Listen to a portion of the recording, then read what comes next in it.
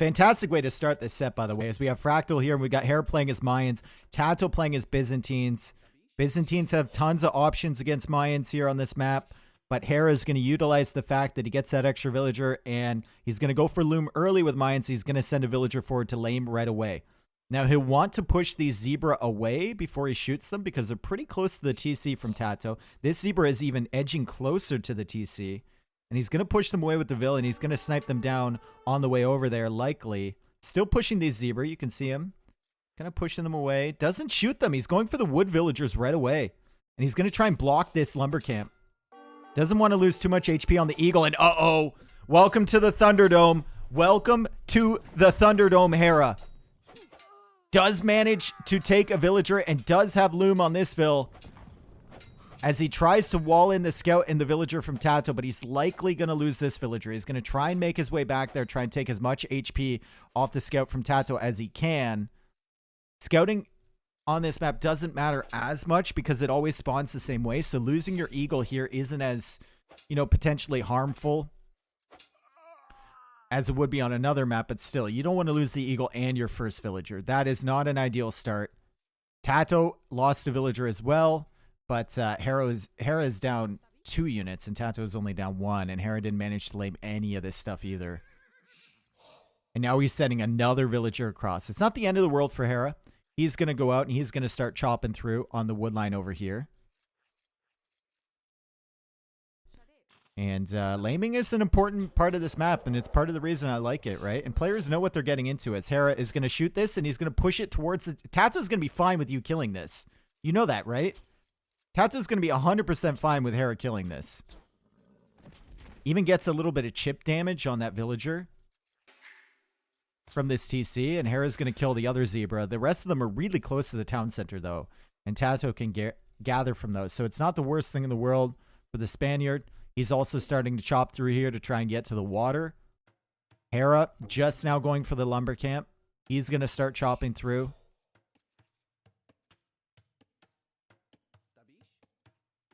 And he's going to start bringing in his own elephant. And that's the extent of the laming so far, I think. I don't know if we're going to see that much more in the early stages of the game here. Hera basically denied his attempt. Is this live or Rex? It's live. This is live. So, Byzantines have a lot of options against Mayans, right? If you get late game Mayans against Byzantines, you're kind of struggling as Mayans. Byzantines seem to have all the answers. Also, Byzantines with a better monk tech tree. So if they want to go for a siege monk push early, they can. I wonder what Hera goes for here. Does Mayans bonus on longer lasting resources damage the speed in which Hera will cut the trees to the water? Yes.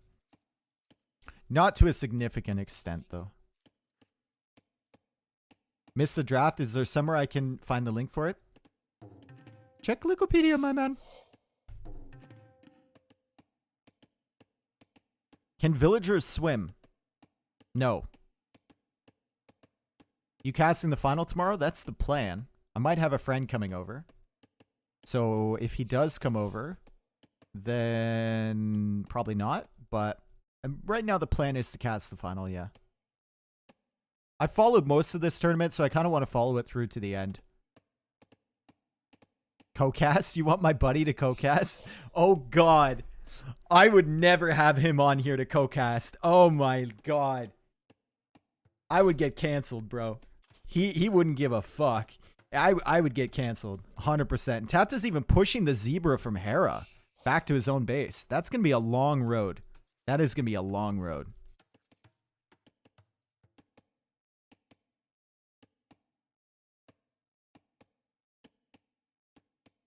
Then definitely have him on. No, man. No way. No way. What if fishing ships could attack similar to a villager? Oh, you mean like Delhi fishing ships in AoE 4? Even if they were doing 1 damage, it would be pretty broken. You'd be able to stall out the fishing economy from your enemy. I assume it would be a Civ specific bonus. If you're talking about like just a melee attack with a fishing ship, like ramming speed, I don't know. I don't know how that would pan out. Can't wait for the AoE zone thread about Dave's friend. Yeah, maybe. Okay, so TaToH is through. Hera is not through yet. Hera is working on this final read. You can see he's a little bit slower there.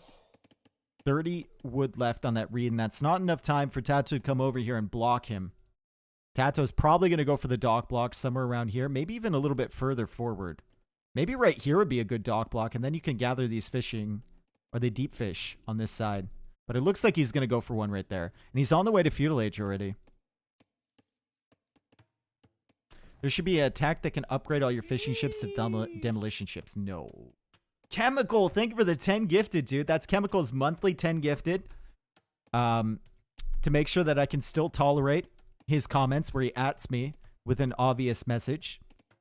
That is the monthly contribution from Chemical, and we appreciate him. Appreciate him a lot. You got gifted one, make sure you thank Chemical. It's a big part of this stream, really. He is. And you know what? I was thinking about it the other day.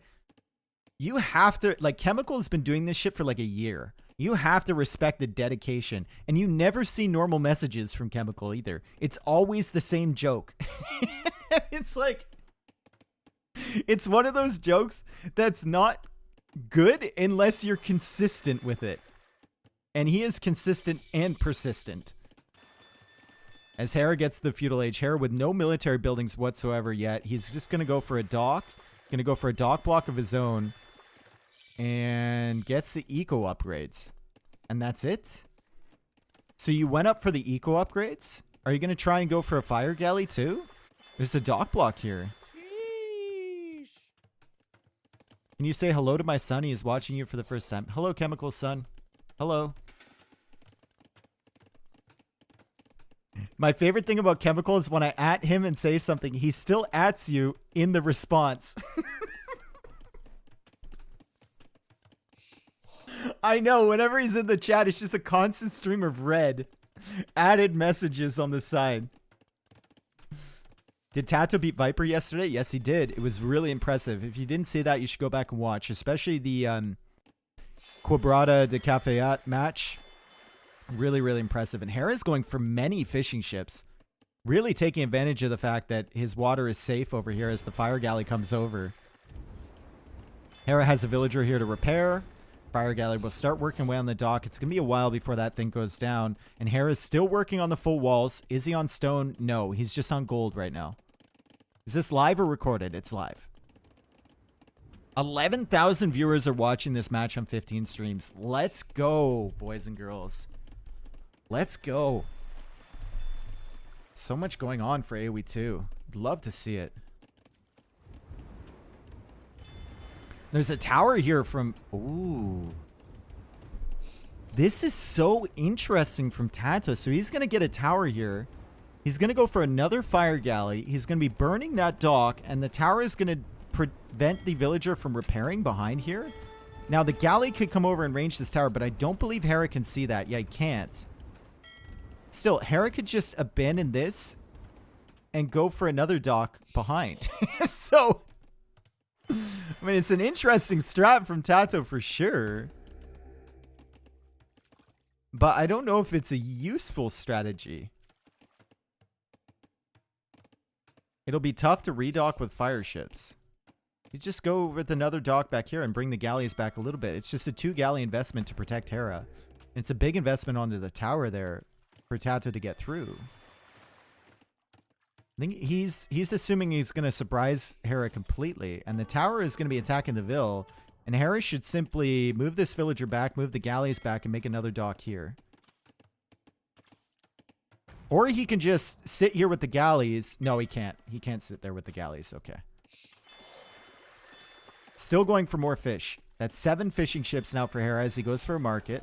Thinks about clicking up to the next stage. Has enough gold to buy himself up. And now he goes to stone. TaToH is already on stone. TaToH is walling up here with houses. TaToH is even going for a gate and a market of his own. Hera's buying the food. He's going to be clicking up shortly. And TaToH may be waiting. He's waiting for the war galley upgrade potentially to come in here and start attacking this dock. Or is he waiting for fletching so he can range these galleys? I still think the galleys can sit back here and hit the fire galleys. It's not the end of the world for Hera here.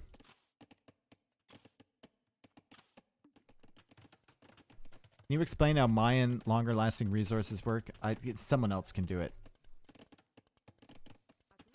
Basically, the villagers will come back with like 10 gold, but they've only mined 9. That makes sense. So if you're trying to cut through trees and stuff, it gets difficult.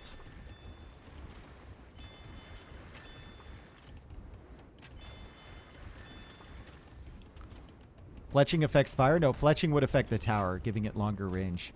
Hera just goes for the dock back here. Once this dock is down, though, and those fire ships are going to be attacking pretty quickly because of Byzantines. Once this dock is down, there's no further potential for Hera to dock block behind. He should go for some demos here, I think. He's going for more galleys. Interesting. Why are you making a demo from this dock and a... Oh, he's making a demo from this dock. Oh, boom! I assumed that dock would have been dead. My computer just fell over. You guys hear that?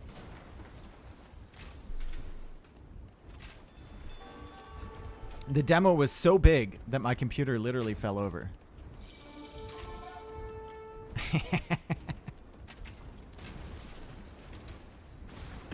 What, did you slap? No, the demo slapped.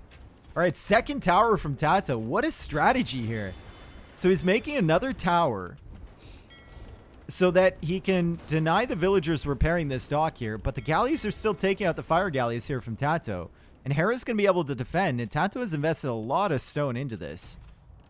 Let's see what Hera's doing on land. He's going for a siege workshop, going for a second TC here. TaToH is going to be in the castle age shortly, and he's gone for stone walls. Very different approach to Fractal from both of these guys. Very different. Usually we see one player going YOLO push, the other player defending, but now they both just have full walls. I think there's I believe there's a tree. Yeah, there's a tree behind there. So TaToH is fully walled. War galley coming in from Hera. TaToH's got to be careful. If Hera masses up enough war galleys, he could just push through and kill all of this stuff. Although there is still a Byzantine dock there in the way, so more HP on that. Going to be tough for Hera to take that out. And Hera is now sending villagers into the back here. We might actually see a late game on Fractal. He's gone for a ram as well.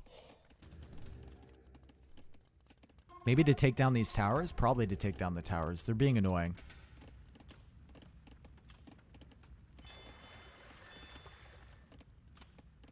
Hera wants to boom on this map. If TaToH wins water and does fast simp, he can run over him.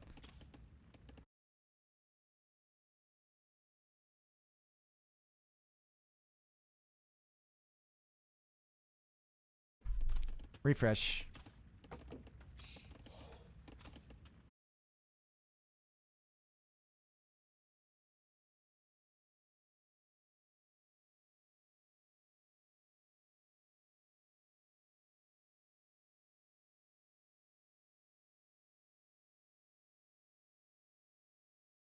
It's my ISP. I can't do anything about it. Thank you so much. Thank you, thank you, thank you. All right, so 3 TC for TaToH, 3 TC for Hera. We got a Mayans versus Byzantines late game matchup. I think Hera is the one that's going to have to be providing pressure earlier. Because if the Byzantines ever get fully boomed with all this gold and stone and stuff available here to TaToH, it could be really difficult for Mayans.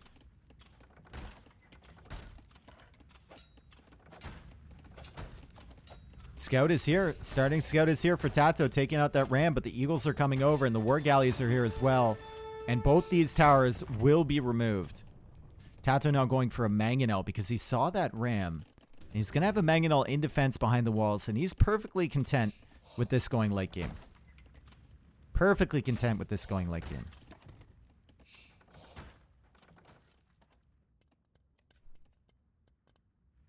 This is the most passive game of Fractal we've seen yet.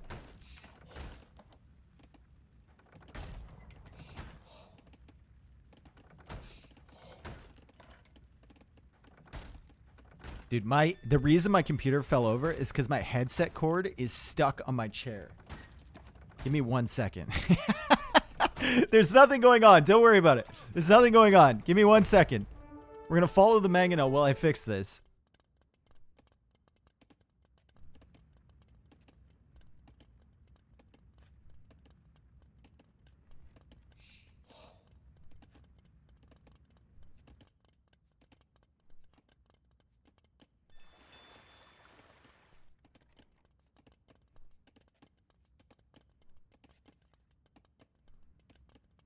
Such excitement. Oh, yeah, dude. Oh, yeah. Someone said Mayan Siege Ram push kills all. If they have a decent amount of plumes, maybe, but against Byzantines, it's going to be tough, right? Cataphract, Siege Ram of their own. They can go into bomber cannons, bomber towers, even with this amount of stone. Skirmishers for Byzantines. They have a lot of options. A ton of options to deal with Mayans.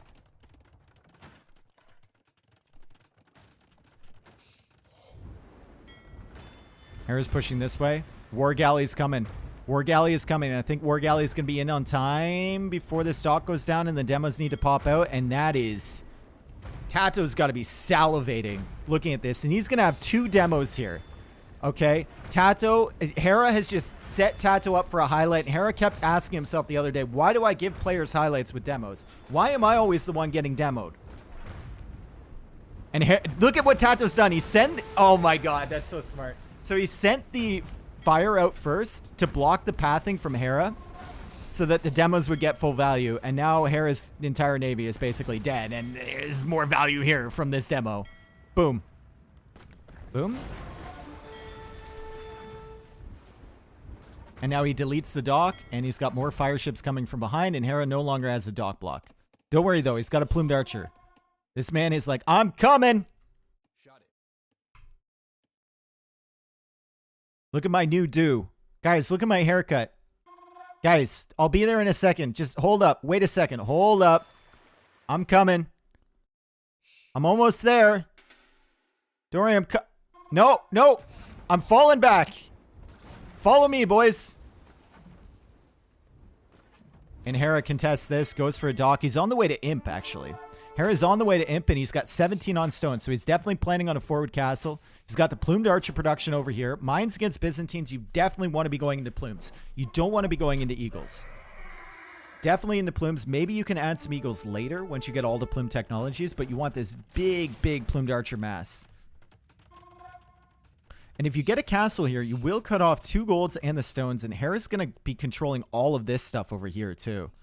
TaToH does have a lot of gold and stone to take on the edge. So that's good for him. But he's definitely on the clock, for sure. More demos being added in from TaToH. He wants to continue pushing out here, but there's not that many fish left over. So killing the fishing economy from Hera at this point won't even impact him all that much. And Hera goes forward with the castle. Uh-oh. TaToH's got 2 mangonels. Hera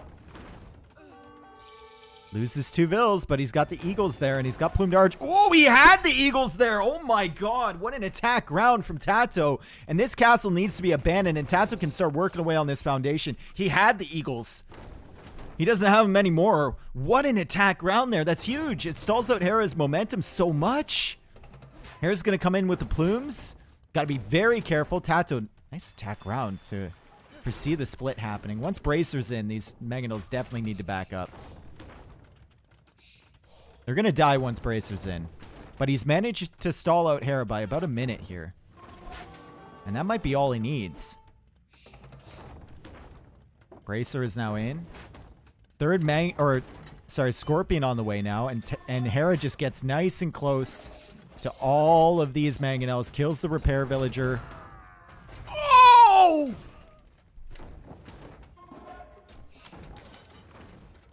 Huge. Absolutely massive. You remember when I said that Hera wants a big plumed archer mass? Do you remember when I said that?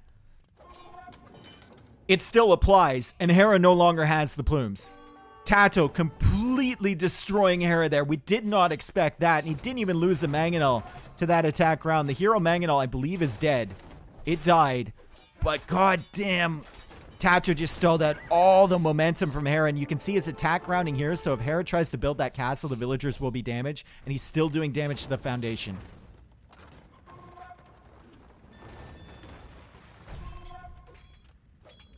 Remember when we were talking about players' greatest weaknesses also being potentially their greatest strength? Hera believes in himself. He believes he can do things with his unit. He believes in his micro. He believes in his defense. But sometimes the ego gets a little bit out of control. And running in there with those plumes, the ego was on full speed. Foot all the way down on the pedal there. Hera's greatest weakness. He believes in himself. That's right, Nilly. That's right. Second castle coming up from Hera. There's a second castle in the back here from TaToH. 123 vills, 106 for Hera. Chemistry coming in, and it's still a concern for TaToH, this plumed archer mass that might be happening soon.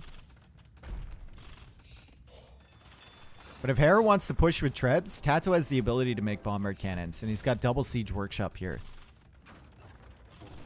It's going to be really tough for Hera to push in here. Maybe Hera needs to try chopping through. TaToH, oh, TaToH's thought about that already. He's going for outposts. If Hera tried chopping through and sending eagles into the eco from TaToH, he might struggle with that. But TaToH, Byzantine outposts. Dude, literal satellite imagery here from the Byzantines with free town patrol. Can see everything. And he'll know if there's any sneaky attacks coming from Hera.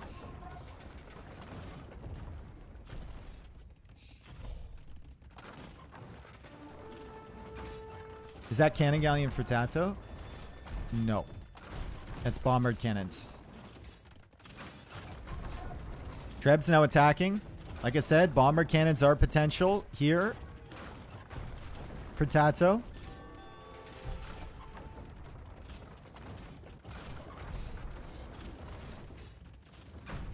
They're really stalled out, though. Was he housed? It felt like he was housed for a very long time.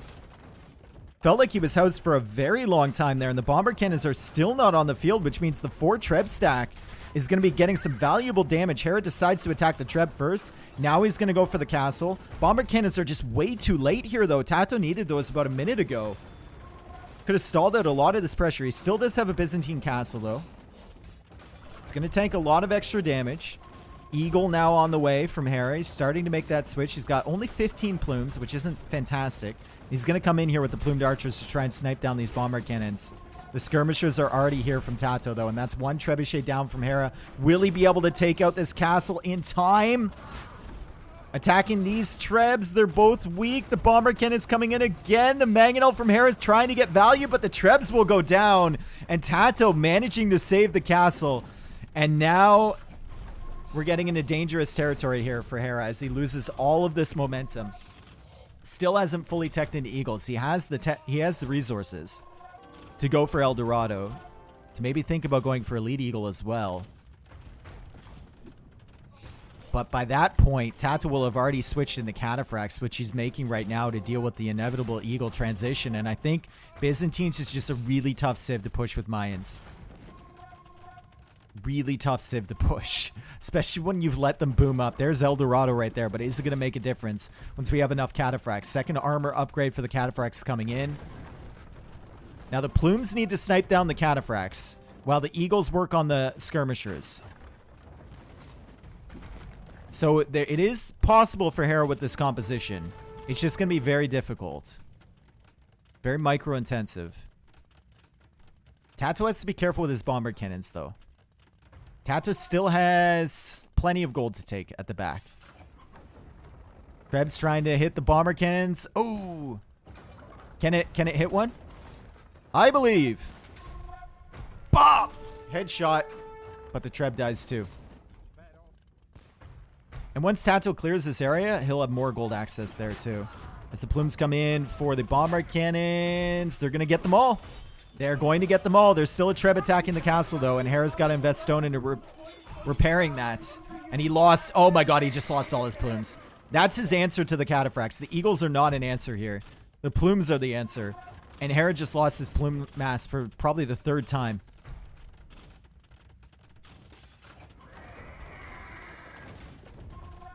Yo, Eelmore, thank you for the 6 months, man. Thank you so much. 150 villagers from TaToH. This is a dream situation for him. He's got an insane eco. He's got cataphracts massed up. He's got skirmishers massed up. He's got bomber cannons to counter the Trebs from Hera. And he has nothing bothering his economy at the moment. No threats in the rear. He can fully focus on the fight at the center. And he's even got some fires over here. He could mix in some cannon galleons to start ranging this. I think a cannon galleon would be really nice here. And now he's getting elite cataphr... Oh my God. Okay, Hera, what can you do against this? Oh, boy. When's the last time you saw a Mayan economy with 159 bills, by the way? Holy shit. Maybe you should delete some of those. Mayans are a civ where you can get away a lot of times with like 100 bills. Hera can't save this castle. He's out of stone. Castle will go down. Eagles will get shredded by the cataphracts. Maybe they can take out the siege. Won't be in time to save the castle, though, and the skirmishers can simply dive for the plumes. Cataphracts will be ripping these eagles. As we can see, eagle numbers just getting decimated. Hera's dead. There's no Hussar to tech into here. There is no Hussar to tech into. And as we all know, that just means that Hera's done. He's going monks. His answer to this, to the cataphract threat, is monks with Mayans. That's how you know you're super down bad.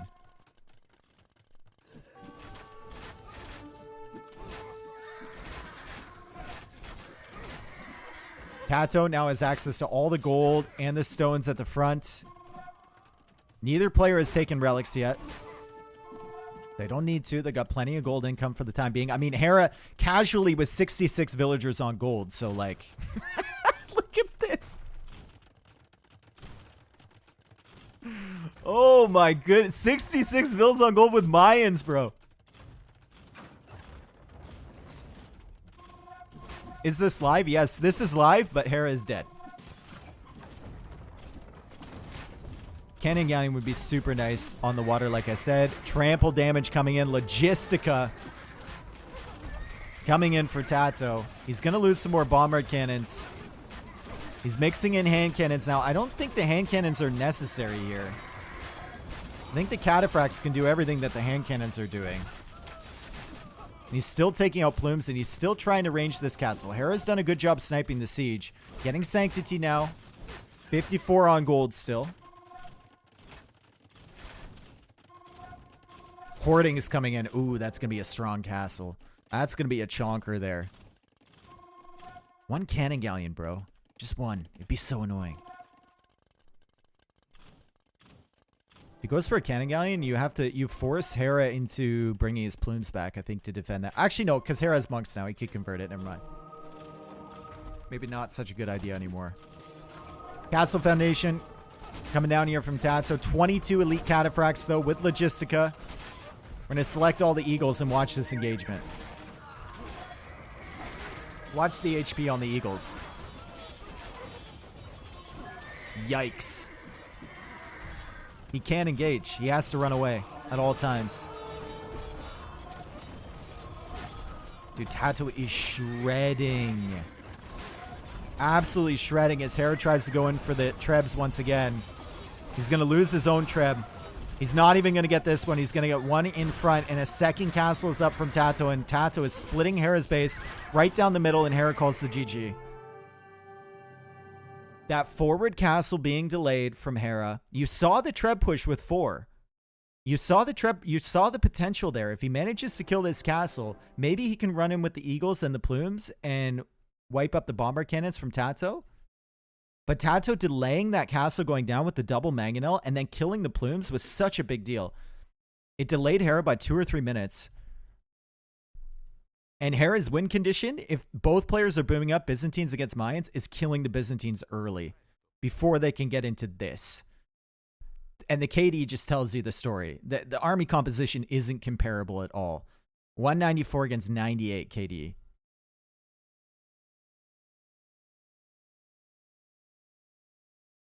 $26.40, eh?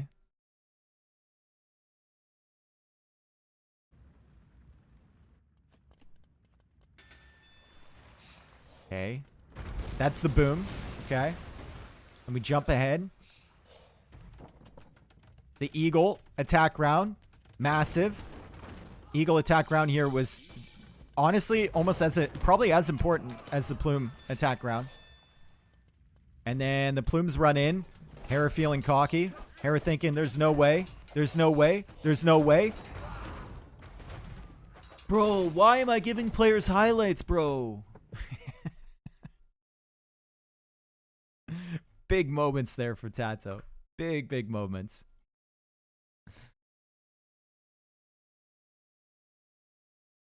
Crazy. Already a great game to start off this set. I can't remember the last time I've seen Mayans with 156 vills, though. Crazy boom from both.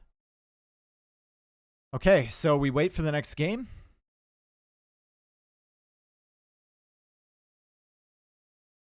You jinxed him, Dave? Maybe. I mean, I think Hera probably realized once he saw the Imperial Age timing from TaToH with the full walls that he was going to be in trouble with Mayans anyway. It's going to be unlikely.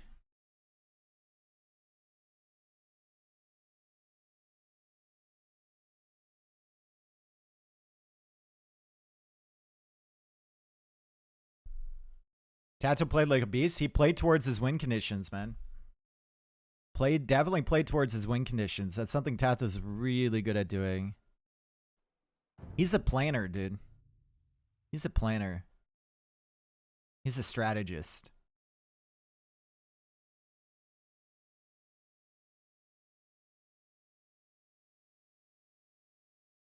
Maybe you can share your playlist. !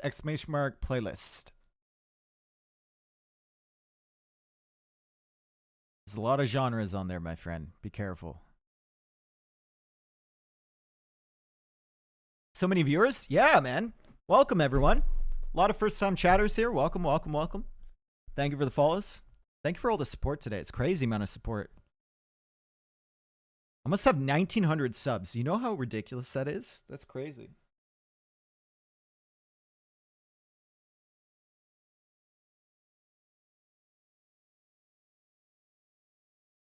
Dave not muted? Definitely. I've been getting better with that. I think I was always pretty good with that. It was just a few big moments, and usually it wasn't even my fault. Usually it was like the production crew's fault or Tristan's fault for having me muted, and I get blamed. Yo, Ross, thanks for the Prime, man. Thanks for the 11 months. Thank you so much.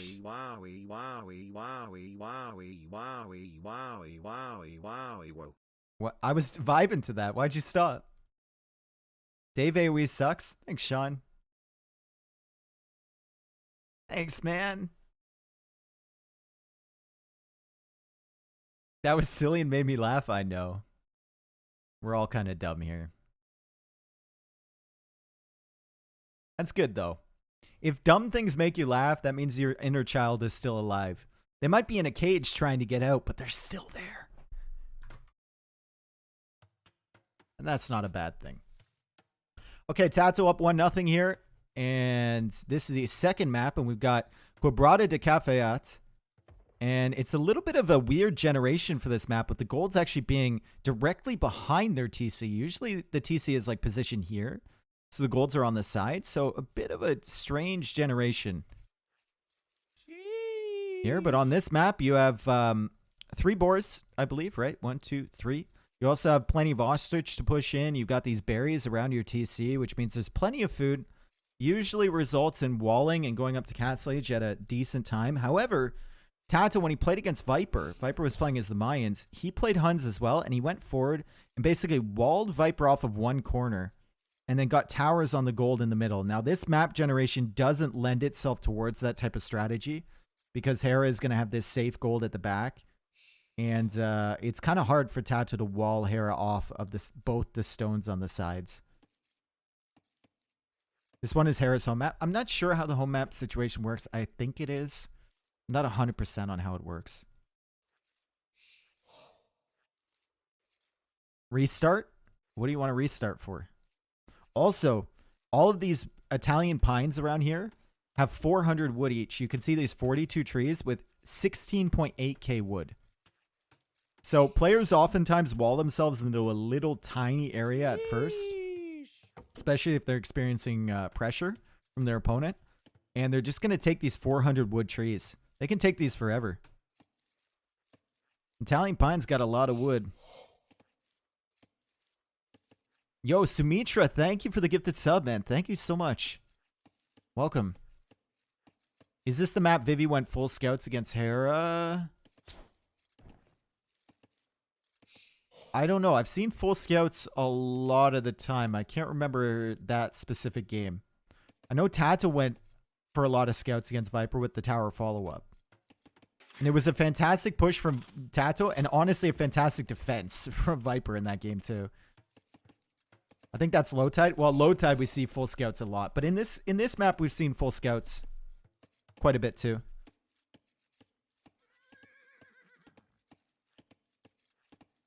Vivi played like 10 games of full scout. Oh, that is true actually. In his set against Hera, he played full scouts in like 4 of those games. Oh. Hera's going out here for the fish. The only other player I've seen go out with a mill early is MBL. And Hera has actually found himself a good generation of the shorefish on the center here. Usually they're pretty spread out, but I guess on this, when the map forms like this with players on right and left, the fish are going to be closer to each other. So he's found 4 within reach of this mill. Only 2 that are pretty close though. So he'll have 3 boars, all the berries, pushing in the ostrich, and he'll have fish access out here. And honestly, he can just take the fish here for a while and then abandon it, even if there's some left over. It's not a crucial part of his economy, and he's going to need that mill anyway. And the berries are close enough that you don't need to mill the berries, so it's not the worst placement for a mill.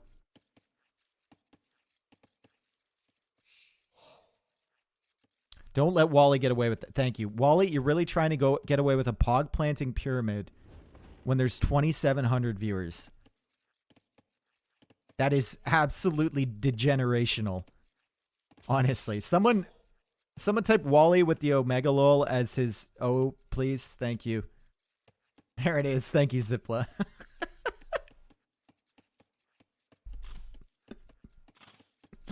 Thank you.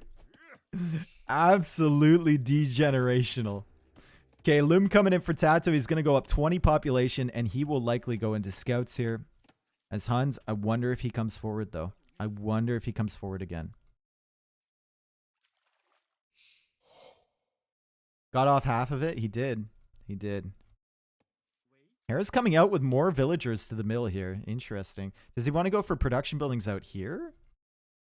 Or is he just going to take the fish and then retreat? It seems like a long walk to just take the fish for a limited amount of time. He knows TaToH is probably going to go for feudal pressure. And even against that scout, once TaToH reaches feudal age, only having 3 villagers out here is a tough defense. So he might go for forward buildings. Scouting on this side. He's going to make sure he knows where all the resources are. And Hera now walling off on this side too. It's a pretty easy wall off. He gets this down and then gets a house or something on this side. He should be fine. Think that's fully walled there. Yep. So he just needs a house here and then finish the palisades on this side. No loom on those? No, he has loom on them. He's Chinese, so he got loom right away. Chinese is also the reason he's up by 2 villagers here, because they have really similar.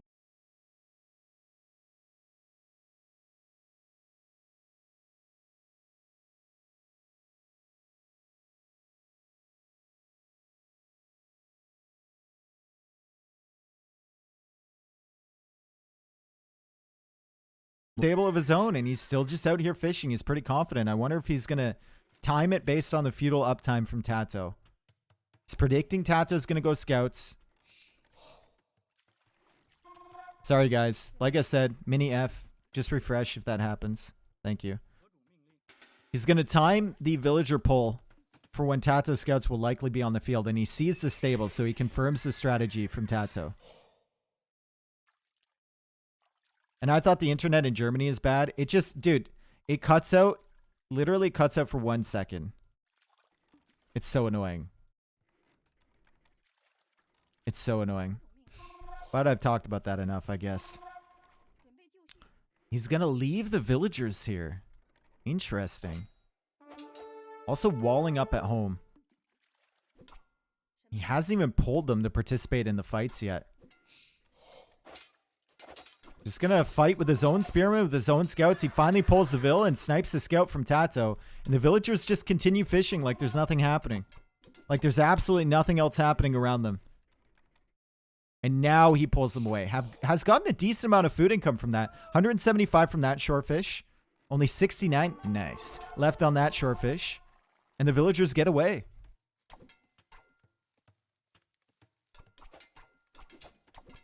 So actually pretty good value. Pretty good food value. And now he can take the berries in safety. And he's defending the scout push from TaToH. What's there to follow up after this, though, from TaToH? He's getting the farm upgrade. Going to start dropping some farms of his own. And still controlling the middle of the map. But no real potential to push into Hera's economy. Because Hera's full walling up to the sides. Ting, ting, ting. Yep. The famous sound of a spearman war. And Hera can pull the scouts forward now. Because he's almost fully walled at the back. He knows TaToH has to funnel through the middle here, which he's going to defend with spears of his own. And he's going to go out looking for damage now. He goes first to the stone to check to see if TaToH is on stone. He watched that set against Viper. And of course, there's a hole. Never mind. Not safe. Not safe at all. There's a hole. There's always a hole, of course. Not going to be happy about that, but he does have the spearmen to defend. Still, there's 3 spearmen here for TaToH, so TaToH could make this... He could make this kind of messy at the back of Hera's base, and Hera's going to have to keep investing into spearmen to defend against this. Also still investing in the scouts as he comes into the woodline from TaToH, but TaToH's going to have spearmen there too. And TaToH's base is much more compact, so very difficult for Hera to continue to do damage. Full wall-offs on the front. I don't believe there's a hole there. He's going to patch the hole on this side. And he's going to start walling up in front of his TC as well as he gets the farms down. Hera should be faster to Castle Age, even with more scout investment than TaToH. As he continues to hunt down this army at the back. Also, he's got an army that TaToH needs to worry about. And Hera can be very annoying with these scout numbers. Take out the spearmen. Only took 1 hit on his scout, so that's good value trade from him. Doesn't want to engage against this. But maybe he can pull the spearmen out of position, then come back with the scouts. TaToH doesn't fall for it. Scouts from TaToH still wandering around. There's another spearman here from Hera, though, and both players are pretty secure. Hera is going to be out of berries, so he'll need to keep dropping farms. Need to maybe go for another lumber camp somewhere. Remember, 400 wood per tree, so... Even a lumber camp here would really pay off. 3,200 wood on that patch alone.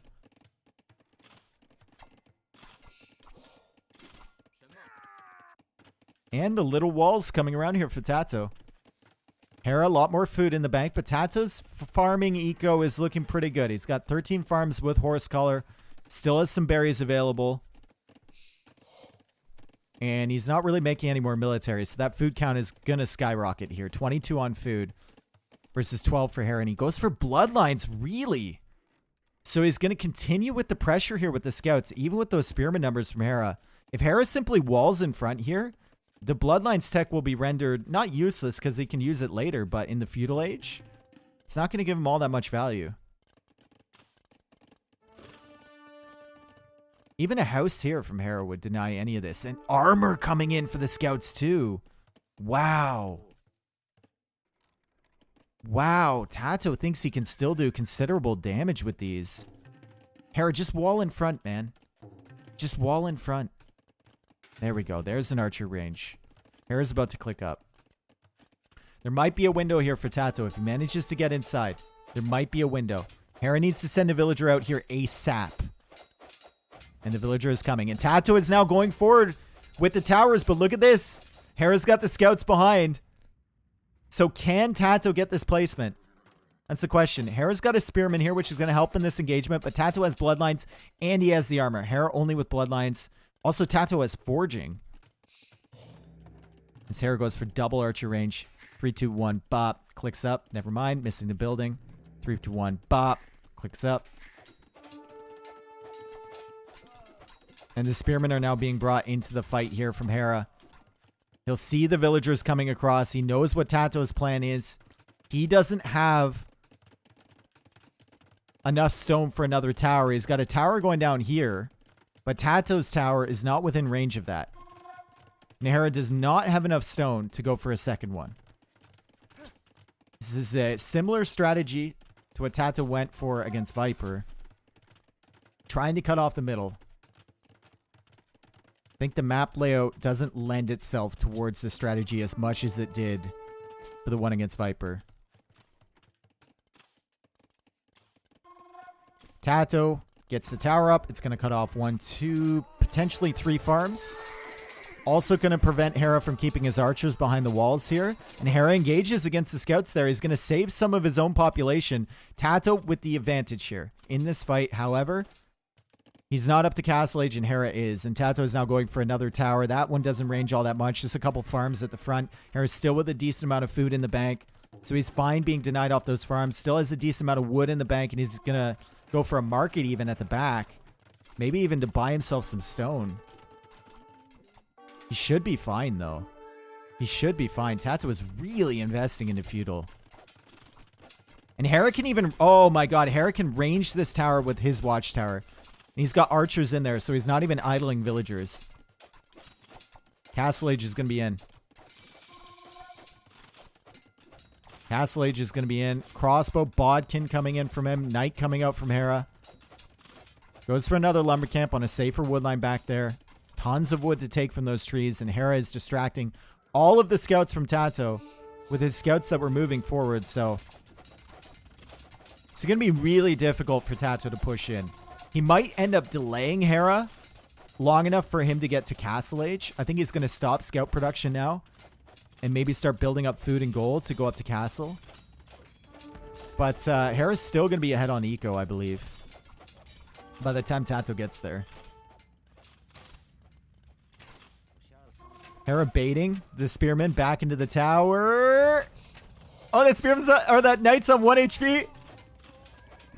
He escapes. Of course he does. It's Hera. Why wouldn't he? Oh, but the scouts are in. The scouts are in at the top, and this is disaster piece for Hera. Absolute disaster. Villagers now going down. That's 3 vills dying. Hera couldn't pay attention to the hole that TaToH punched in the wall at the top, and TaToH has the opportunity to go up there and range those vills. Also, fully upgraded feudal scouts. Got 16 of them. Hera needs quick wall up here. Also has to be careful with his crossbows. These are Castle Age units, but these are fully upgraded feudal scouts. Very dangerous. That's a super technical quick wall there from Hera. He had to get all the pieces in place for that one. Not easy to do when you're focusing on so many other things. And TaToH is now going to click up to Castle Age. TaToH is not in a bad position at all. Brute forces his way into Hera's base. Honestly, kind of insane. Like, he saw Hera was up to Castle Age. He saw the full walls, and he's like, I don't care. I don't care. He's going to keep making scouts. I'm going to get the full upgrades. I'm going to get towers down. Make it difficult for you. Eventually, you will make a mistake. You will slip up, and Hera did slip up here.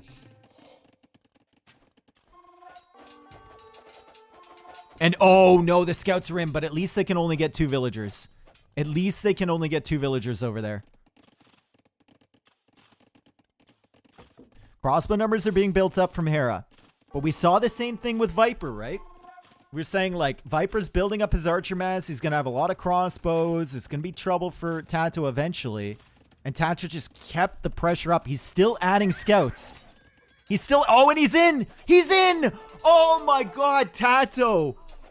Another example of how strong the never-ending scout play can be. Killing all the villagers up here, and this is just going to be unfortunate for for Hera. I think this is over. I honestly think this is over. Castle Age is coming in. Hera's going to try and come forward with pressure, but TaToH can even just keep massing scouts, upgrade to light cav, and take care of this army. He's got 2 stables already, maybe waiting for knights. Going for watchtowers in defense. And he's killed so many villagers. 14-0 eco KD, and the scouts are still in the back. 18 kills on these bad boys, by the way. That's all of the villager kills are from these scouts. MVPs, and uh-oh, Hera's going for a TC over here. TaToH is looping back with the scouts. That is problematic. Hera still hasn't done any eco damage with the crossbows. He's going to run into watchtowers, and this TC is going to be discovered. And I think once these villagers die, it might just be the end of the road for Hera.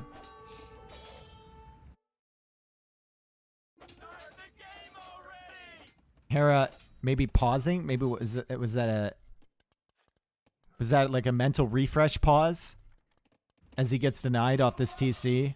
Light Cav getting more kills. Crossbows. being chased by these light cav. He needs to be full on micro at the back here to take out these light cav. And he's doing it. But the light cav in his base are still killing villagers. And he hasn't gotten that second TC up yet.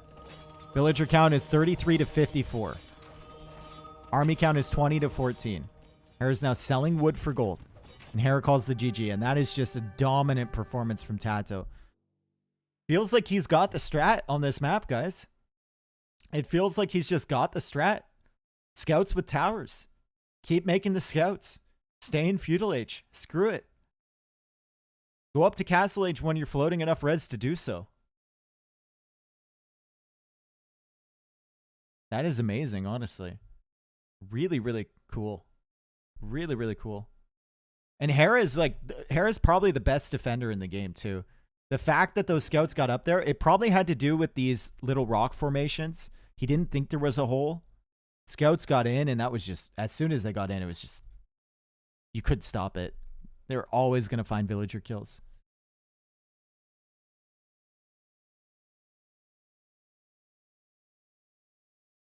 Wow, TaToH's in a fantastic position. Look at that KD. And most of the, a lot of those were villagers. 21 villagers killed. Eco was really close, but TaToH was all in on food. Really impressed with TaToH this tournament. Really, really impressed.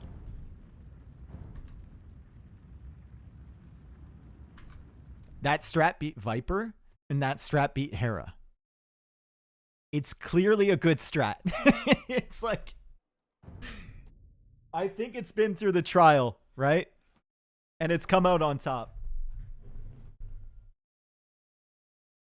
Is this recorded? No, we're waiting for the spec delay right now in the next game.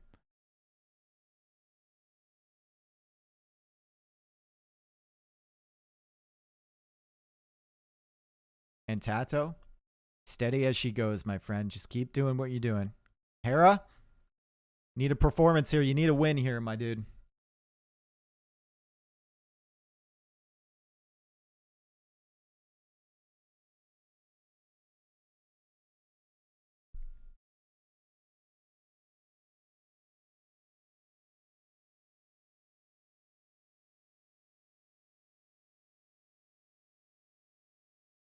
And we go into Brahmaputra is the next map. We have Britons for Hera and Turks for TaToH. Uh-oh. I could see this going bad for Hera. If TaToH goes for the Scout Light Cav approach again,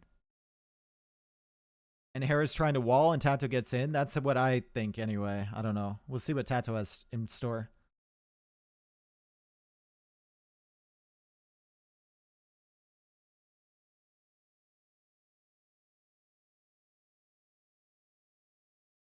What does one Canadian want for the other to win or a great match? I would be fine with either of these guys winning, honestly. I like Hera, obviously. But I also love TaToH. And TaToH hasn't won an S tier tournament yet. That would be big if he did. Really big for him. He already booked his ticket to Heidelberg, so this RMS Cup 2 has already done wonders for him. He's beaten Viper. And now it's just on him to take the final 2 games here against Hera. He's gone for a TC really far back. He didn't go for the woodlines out here. Okay, barely saw that. But like Yo, if you think about the TC Yo put down earlier, he put it on the tiny little woodline, right? He didn't care. TaToH spent the time walking. And he went even further back here. He's playing as Turks, not a common civ pick on this map. And Hera is going for the dock approach. He's actually found himself some good fish, which is rare here. Found himself a short fish for his villager to take and a deep fish for his fishing ships to take. He beat Viper. Wow, okay. Don't ban people very often on this channel, but let's see.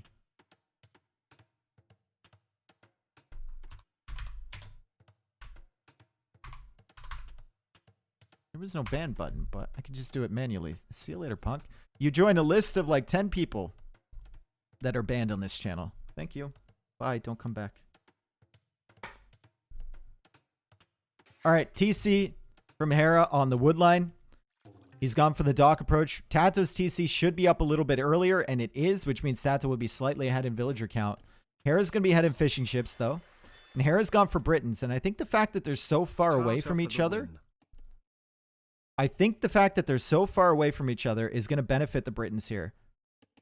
Hera's gone to like the corner of the map, and TaToH is on the other corner of the map. And if Hera goes for walls into range units, could be really good for him. I think TaToH wants to keep this open, keep this close. Maybe, I suspect, go for like Scout's light cav approach. He's gone for a dock now, but this dock is not so good. Anonymous! Oh my god, thank you for the $100, my dude. Is this the same Anonymous from yesterday?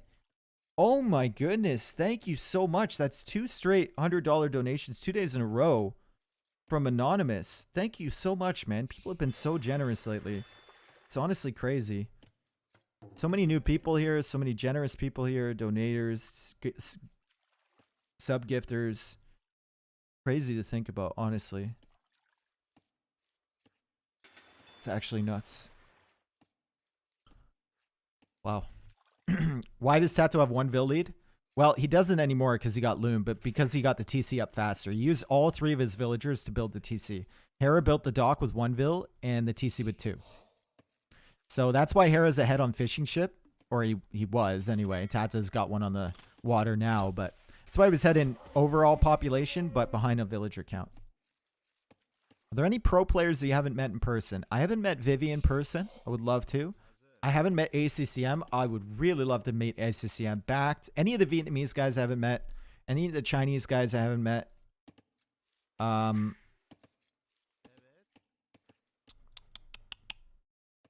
Basically anyone that wasn't at NAC 3 or Red Bull 5. Right? Barles? I met Barles. Yeah, I met Yo. I met Yo. Yo, sorry. I met any Chinese players but Yo. What's the best play? TC, quicker, or dock? I think it depends on where your villagers spawn. Also depends on what civ you're going for. But I would, from what I've seen on this map, I would prefer the TC first.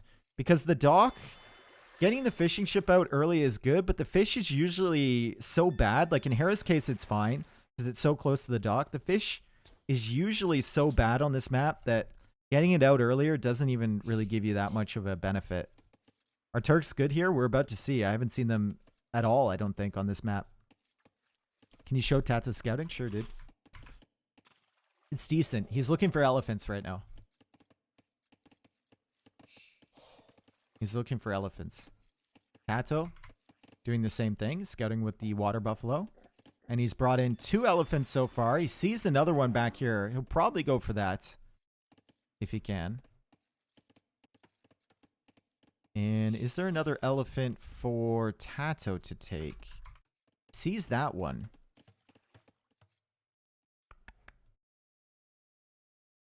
And these ones are pretty far away. You messed them up, Hera Blue? Yeah, I do that from time to time. It's fine. What's going on up here? This looks really weird on the mini-map. Okay, so the question is, what's the strategy from both of these guys? Looks like Hera wants to go up quickly by the amount of food he's banking. Probably going to go... Oh, he queues up another Vil. Might go up after this Vil and then maybe decide to contest water a little bit.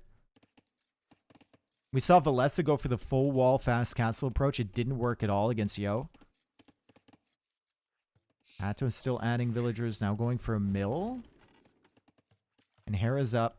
TaToH was dropping food from the elephant. So maybe he's thinking about going up. He's going to drop food from this deer. So he'll have enough. And he likely clicks up now. There we go. What's the most fun pro player to drink beer with? Hera excluded? Well, Hera doesn't really drink beer. I'd say... do we consider Nilly a pro? Do we consider Nilly a pro? At all the events I've been to, Nilly is always the guy that's up latest and that I'm drinking with latest. So Nilly would be my pick. TaToH is good as well. TaToH's a drinker, that's for sure.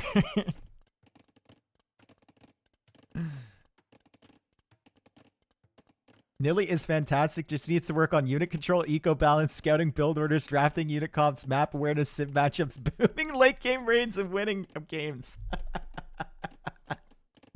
True. Don't we all, though? Don't we all need to work on those things? Did you try German beer in Heidelberg? Yeah, I like it. Hera's bringing in this elephant from all the way over here. He's going to block with the... Oh, it doesn't even take a hit, bro. Block with a fishing ship. That would be dank. Even the deer getting out of his way. Doesn't want anything to do with that. Elephant's going to be chasing the villager all the way back, though, and that's a nice little bit of food. And Hera's going for the full wall off, so he can test the water a little bit with some fire galleys. He's got double docks set up, actually, whereas TaToH only has one dock, and he's not making any fire galleys. And TaToH is now going into his stable.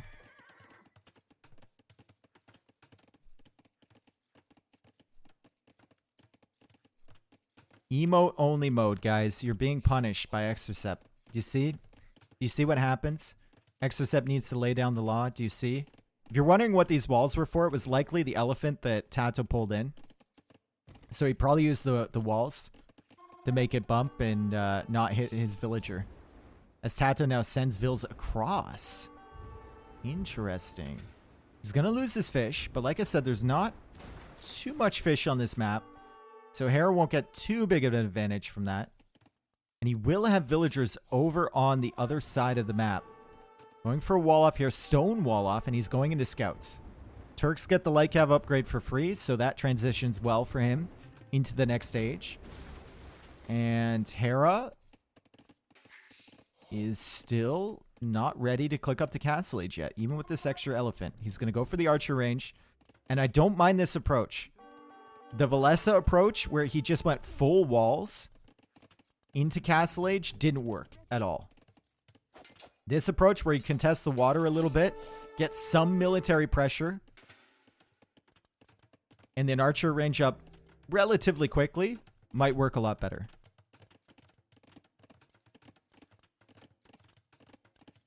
TaToH stonewalled with exactly 125 stone left. Yes, it was clearly planned, except it wasn't, because he's got 120 now.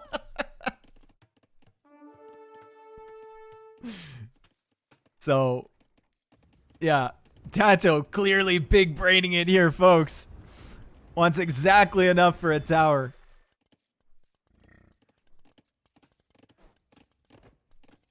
That's a disease, my friend. That is a disease. We call it Stanism.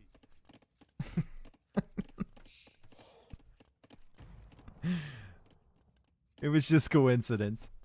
It's a sickness, exactly. It's an ailment. Alright. Scouts attacking the wall. TaToH's going to be putting Hera under pressure. Hera probably going for a spearman, yep. And Hera is believing in the spear.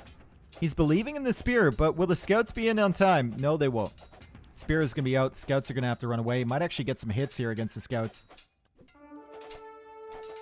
Actually sat behind TaToH, just kind of rubbing it in that he was there. And now he gets some doinks. And well, TaToH scouts don't have a lot of HP left, but he does have vision over here. And he's got outposts set up, so he doesn't want Hera expanding on that side. Probably should go for some outposts over here as well. That's the next logical place for Hera to expand to if he's looking to keep him on the corner of the map. Hera is now coming out with archers. How many deep fish spawn this time? There's 1, 2, 3, probably 5, if not 6. Anywhere from like 4 to 6 usually on this map. And stone walls on this side too. Don't worry, guys. He's going to keep exactly enough stone for an outpost. He's done the calculations. Hera's on the way to Castle Age now. And Hera's in a much better position than Valessa was earlier. Hera's going to be providing pressure with his archers. Upon reaching Castle Age, he can get crossbow bodkin upgrade. And he can start ranging things from TaToH. But TaToH's done a great job walling, so not much is going to be within range of these crossbows. He's got safe wood lines at the back, safe stone, safe gold, even relics behind this wall. And a lot of his farms are safe as well. Still, if you think about the position Valessa was in at this point in the game, he was fully walled like this, but he was just at home and Yo was pressuring. Hera at least has presence here. He's got control over the river.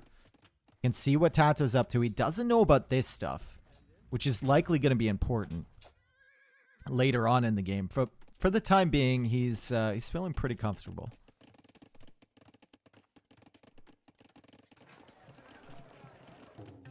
This villager will likely not die.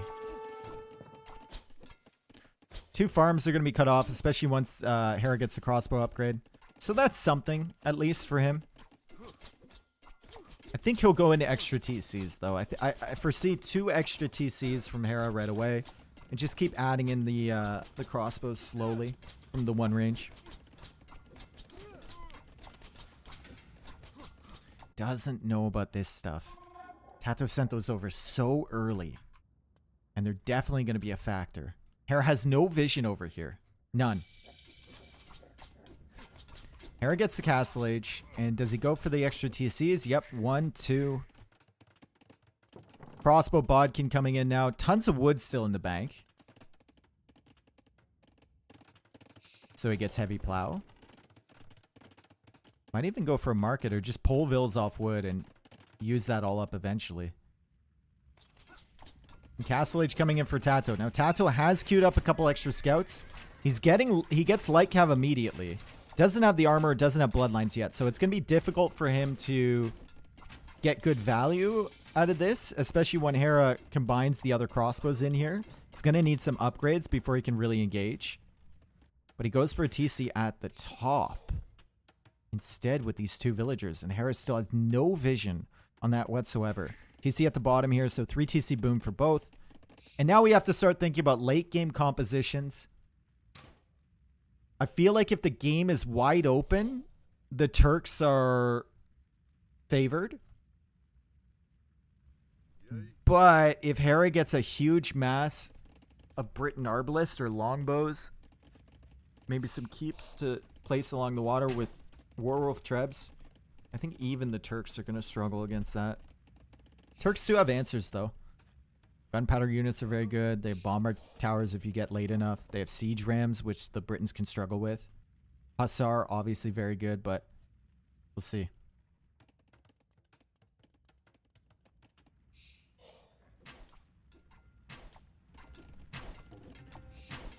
We'll see.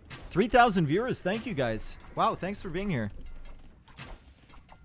Been a couple slow matches this set, but it's been really interesting to watch. Like, it's fascinating how these 2 guys can turn normally really aggressive maps into boomier maps, right? And then how TaToH can turn something like that rocky map into an incredibly aggressive all-in scouts tower push.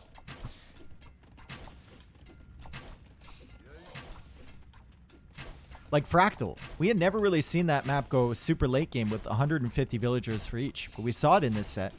We're seeing full walls from both here. Britons against Turks, which is not a matchup we've seen before. Hera at 55 villagers. TaToH only at 43. So that is concerning for TaToH. Hera has gotten himself a nice little vill lead. Nice little eco lead here for him. TaToH is still waiting. He's got the armor now. Can't really engage here. He's got to wait for the Scorpion. And even then, it's going to be tough with those spearmen. But Hera yeets one of the spearmen in. That's going to hurt. That would be valuable in this engagement. Hera now going to stone. Hera is still kind of stuck here in the corner. Can't really come out here because TaToH's got all this stuff. And he's got the light cav roaming around. Eventually, Hera can move over to this side, which I feel like TaToH needs to lock down. Hera now getting wheelbarrow and the second wood upgrade. Floating a lot of gold. Looks like he's moved some villagers off gold, though. Going for a market to balance his eco a little bit. And just getting the farms down. And he's ahead economically in basically every sense from TaToH except that second wood upgrade, which is now coming in. And we're just waiting to see what TaToH is planning. TaToH's going for his siege workshop over here. Okay. Relic collection should start. I think it's risky for both to start collecting relics, right? TaToH could get this relic and that relic, but these ones are super risky for both players. We've got light cav and we've got crossbow. I don't know if that's what you want to be spending your investment on. Maybe Hera. I mean, he's floating so much wood and gold. Maybe he could go for that.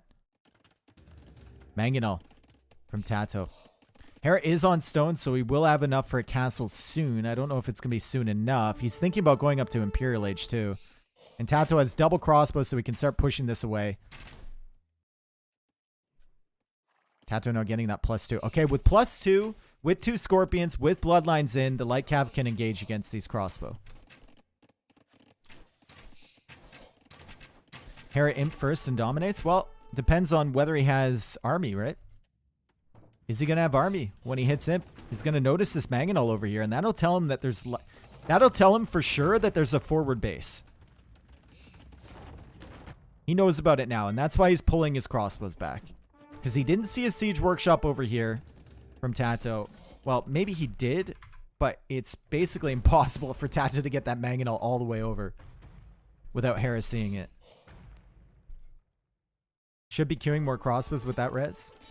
Yeah, he probably should have more than 1 archer range. He's adding barracks. And he's adding them outside of the line of sight from TaToH.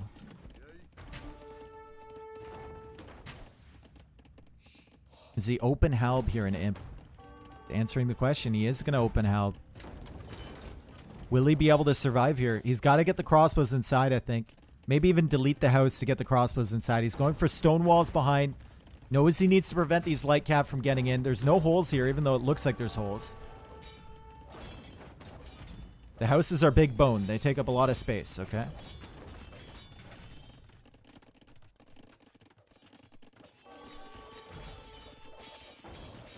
Squires coming in this barracks. And lots of barracks for Hera. He's going to open Halb. And he deletes the house to get out. And he's going for another TC there.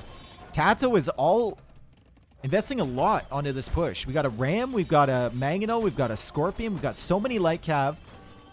Will Hera have pikemen in time? Probably needs to delete these walls as well.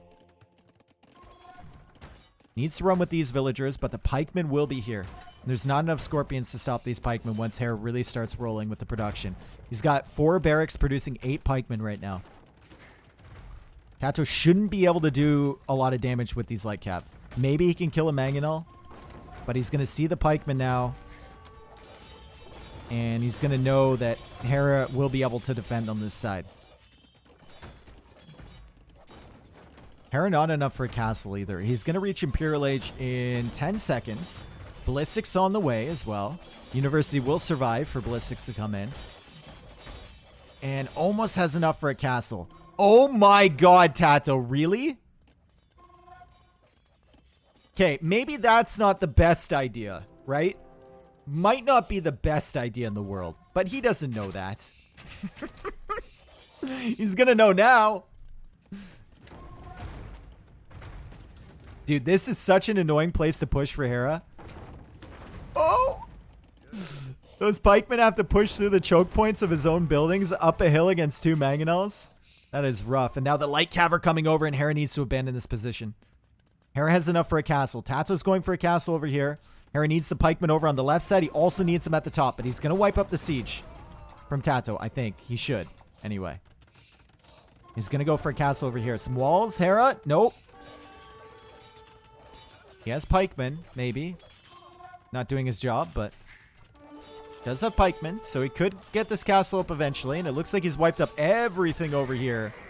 The siege along with the light cav. And it's 104 villagers for Hera in Imperial Age against 92 villagers for TaToH. Still in the castle, but with 14 light cav ready to raid. 27 pikemen for Hera. Castle goes up. Forging coming in. Lots of wood in the bank for him, but he's about to be safe at home. He's about to clear up all this pressure from TaToH. And that's going to focus Hera in on what he needs to do, which is starting to push TaToH's side of the map. Going to start working on this castle.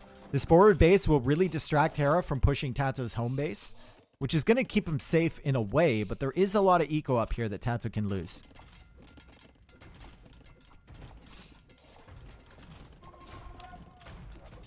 It's over. Go next. All right, folks. That's right. Looks like we got to go next.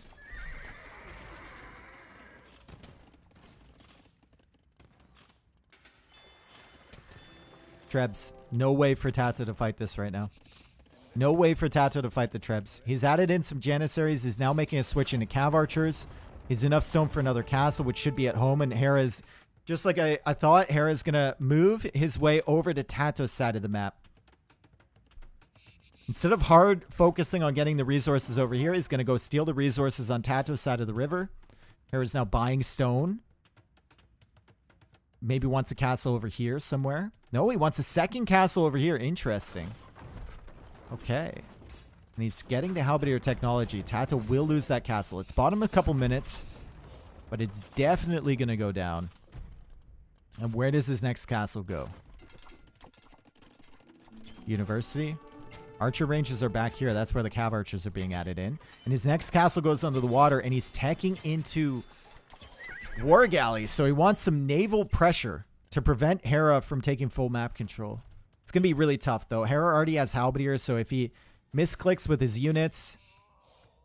Of course it's demos. Of course it's demos. Of course.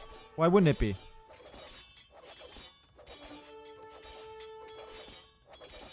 TaToH's ace up in sleep. Yeah, and he might find value with it. I mean, like... He might find value with it, guys. Oh, the demos are over there. No, Hera, don't say... No, bro, you're giving people highlights, dude. You're a highlight machine. I swear to God. He's a highlight machine, bro. And TaToH, you know TaToH's going to build up enough demos to take out these threats. And Hera's going to see these and be like, oh, not again.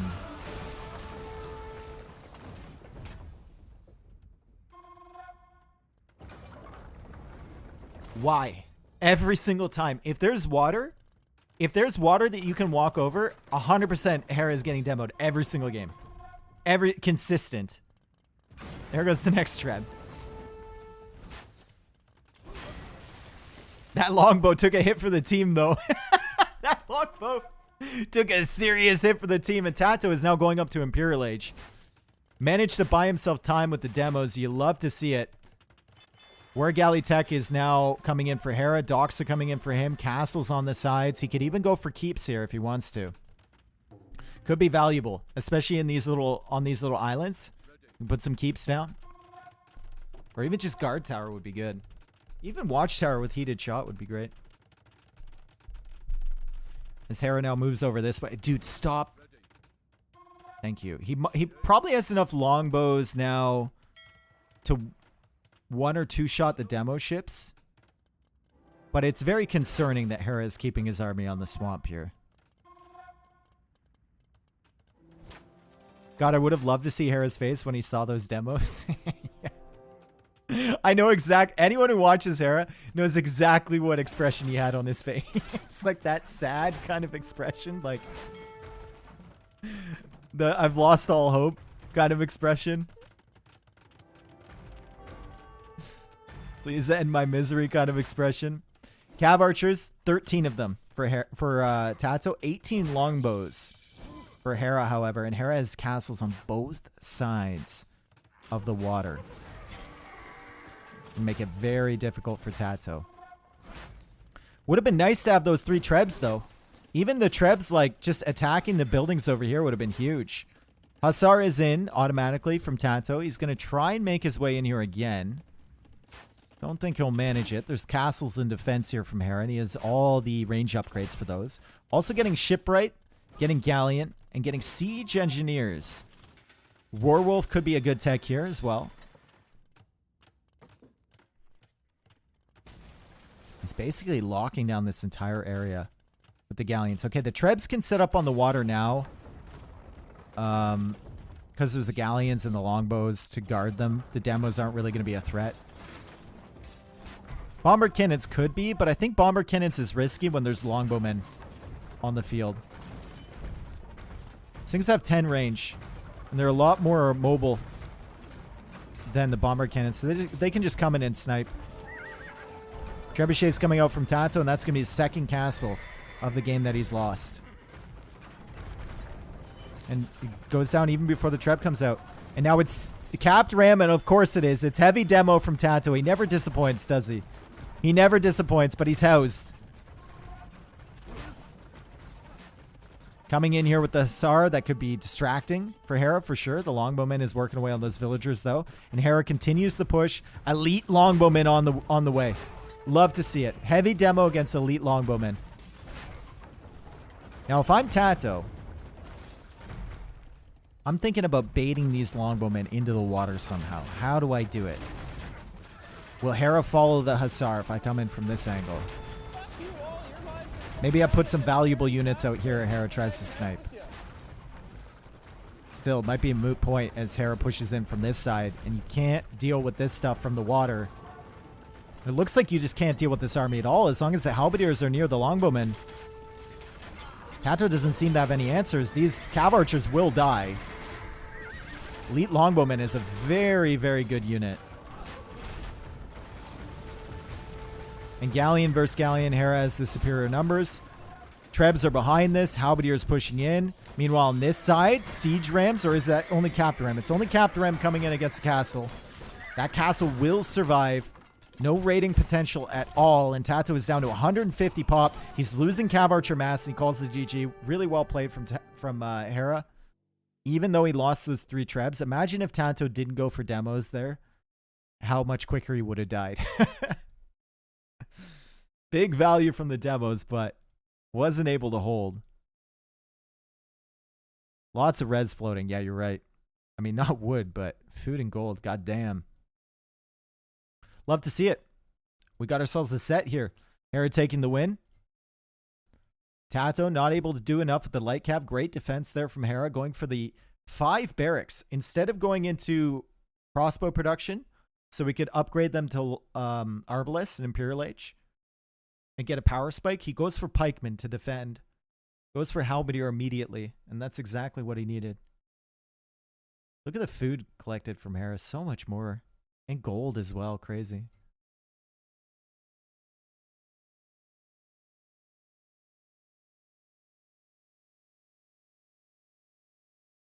Keep crying, Dave? Keep crying? Okay. I will cry. What does that even mean? What does that even mean? I'm trying to hold it together, guys.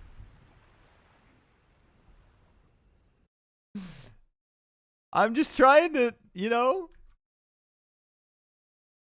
Score 2-1.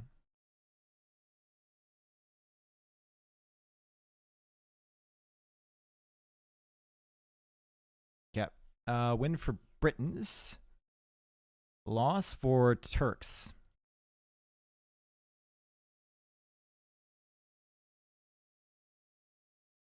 Fuck you, Riley. I made Do you like crying? Not particularly. Steady as she goes. Ditched Prime, so no more subs for you, Dave. I'm sorry. How are things? Well, they're a little bit worse now, HD Pleb. Thank you, Jordan. Thank you for the 6 months. Clyde Frog, thank you, dude. Welcome back. Randazard, thank you for the tier 1. Welcome, dude. Andia, thank you for the 100 bits again. Thank you for all the follows, guys. And Anonymous, of course, during that game, like another $100. Absolutely insane goblin warlord tier. What does RMS stand for? Random map scripting, my friend. We take a short break and come back in 3 minutes from the admins. 3 minutes. We have 3 minutes. Jammer time.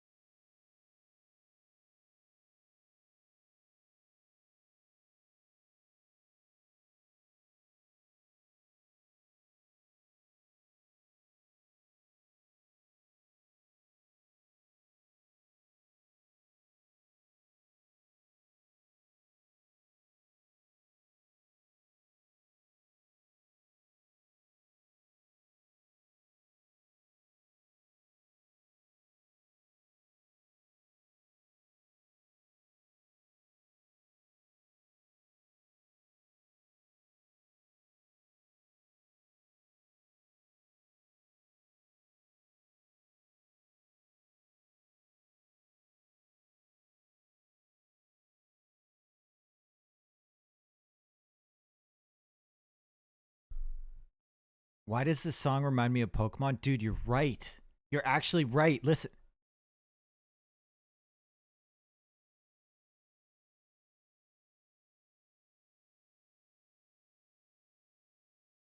It's kind of got a similar vibe.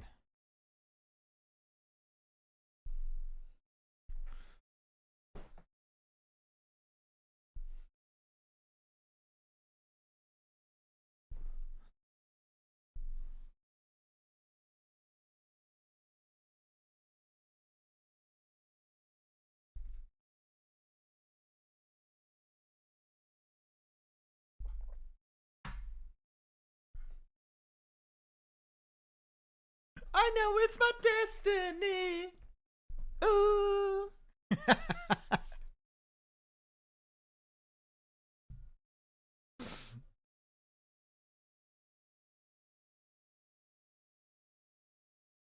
Catch and all.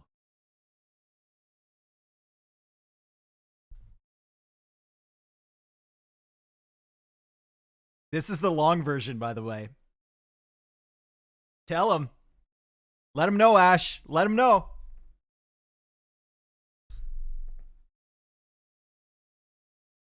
Let him know. Tell him.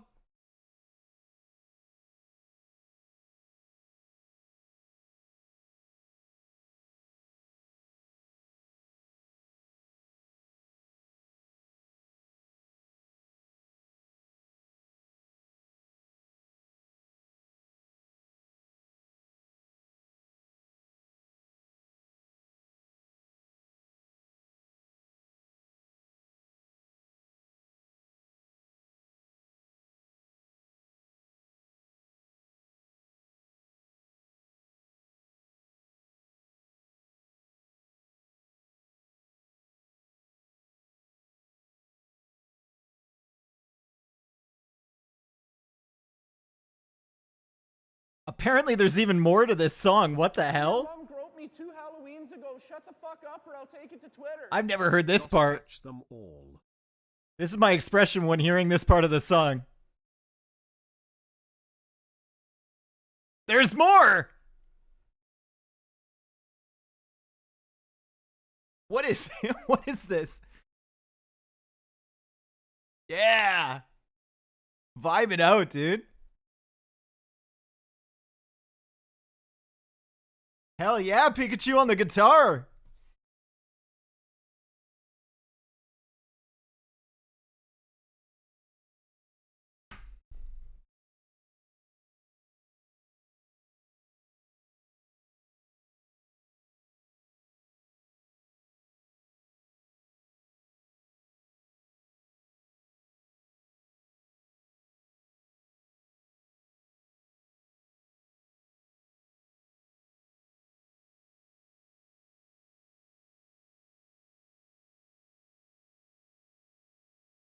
In a world we must defend. That's right. Okay, we're still waiting. We lost 500 people during that Pokemon session, by the way. See you later, losers. We didn't want you here anyway. We didn't want you here anyway, all right? Have fun wherever you are now, okay? See you later, losers.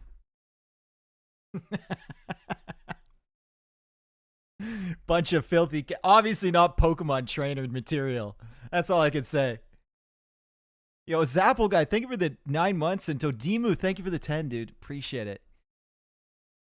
Thank you so much, guys. What's the best live gig you've ever seen? It's between Tool and the Stones. Can't decide. Also, Slipknot was really good.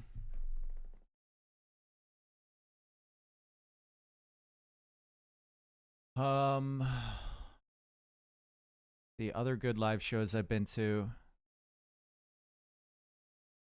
I don't know, probably the Stones and Tool are right up there together. And then Slipknot is like right after that. You ever seen Rush live? Not the biggest Rush fan, no. Yo, Krillin, thanks, man. Thanks for being here. Play some Tool, please. Ooh. Yeesh. Speaking my language, dude. Maybe it'll come on. I don't know. Yo, great, Robert. Thanks for the 5 subs. I play Tool all the time here.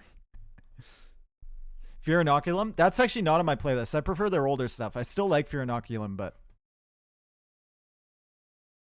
Will you ever play Pokemon Emulator on stream like the olden days? Probably, yeah. I just gotta find a good one. It's not installed on this computer. I gotta find, I gotta get Gembatu or whatever it is, and then I got to get the ROM hacks for it as well. The ones with like the speed ups and stuff, and the randomizers. Pokemon Randomizer is where it's at. Not standard Pokemon. Always gotta go randomizer.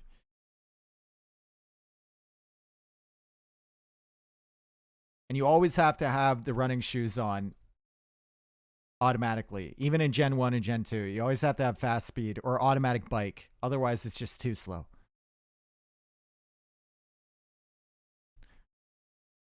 I would never play anything after Gen 3 either. I don't like the double screen. I don't like it. Ugh. Gen 1, 2, and maybe 3. Gen 1 and 2 are the best.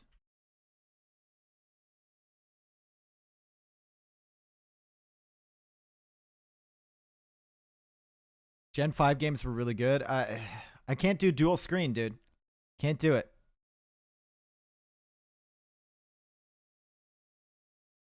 Also, like the 3D animations and stuff for things. I like 2D Pokemon. Fuck you all. Your lives are so sad. I get a charity tax break just for hanging out with you. Those losers didn't deserve you. 1 and 2 suck. They're just nostalgia. I firmly disagree with that. I think Gen 2 is the best gen.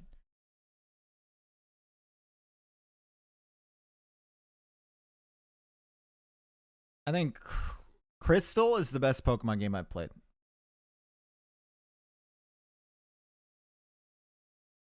Fire Red, Leaf Green was good. Yeah, they were good. I was sad that like Heart Gold and Soul Silver had the freaking dual screen setup. Oh, Tupac, don't take me there, dude. We've already been... Don't take me on an emotional roller coaster, Tupac. Come on now. Calm down. We've got a game to watch, all right? We got a game to cast, all right? And I see no changes. We've got TaToH matching up against Hera here. Hindustanis for TaToH, Hera for Berbers, and this is game number 4. After Hera takes his first win of the set, TaToH was ahead 2-0. We've got Spiral, and on this version of Spiral, players have spawned at the very tail end of these ponds. Now, there's 3 deep fish in each one of these ponds, so you kind of want to contest that to get your fishing economy going. Gives you a nice little early boost. There's also these herdables inside the pens that you can go and kill the fence and take them. Players might be contesting that, but it's likely that they want to scout their base first, find the extra pigs, and then go out for those later. TaToH's actually heading out here right now. And Hera's heading to the same one, so we might see a little bit of a scout battle to open this one up. Hindustanis against Berbers, similar civilizations. Both very mobile cavalry civilizations. Berbers have the option to go into knights. Hindustanis have better camels.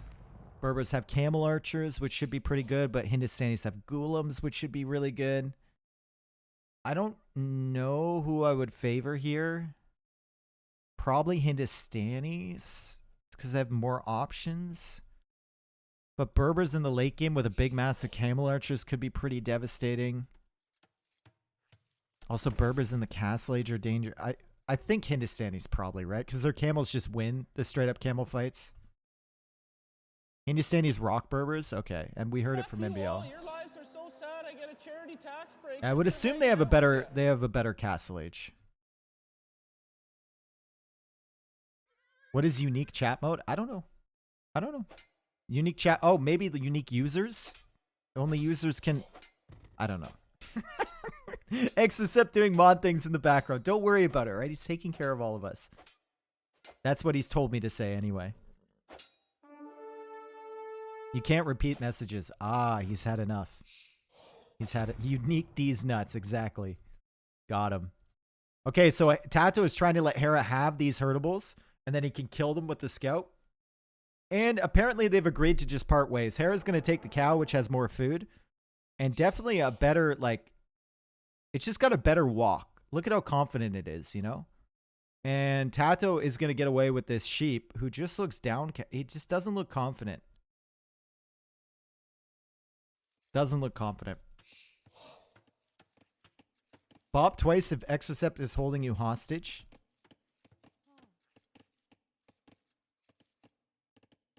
It's too much of a risk. Why is that herd so important? It's just a nice little bit of food. Apparently, the players didn't think it was that important because they didn't really contest it all that much. We see the dock already from TaToH. He's building with 2 villagers so he can gather from the shorefish. And Hera is doing the same thing. Hera's doing the same thing. He's going for the dock on the other side there on the shorefish.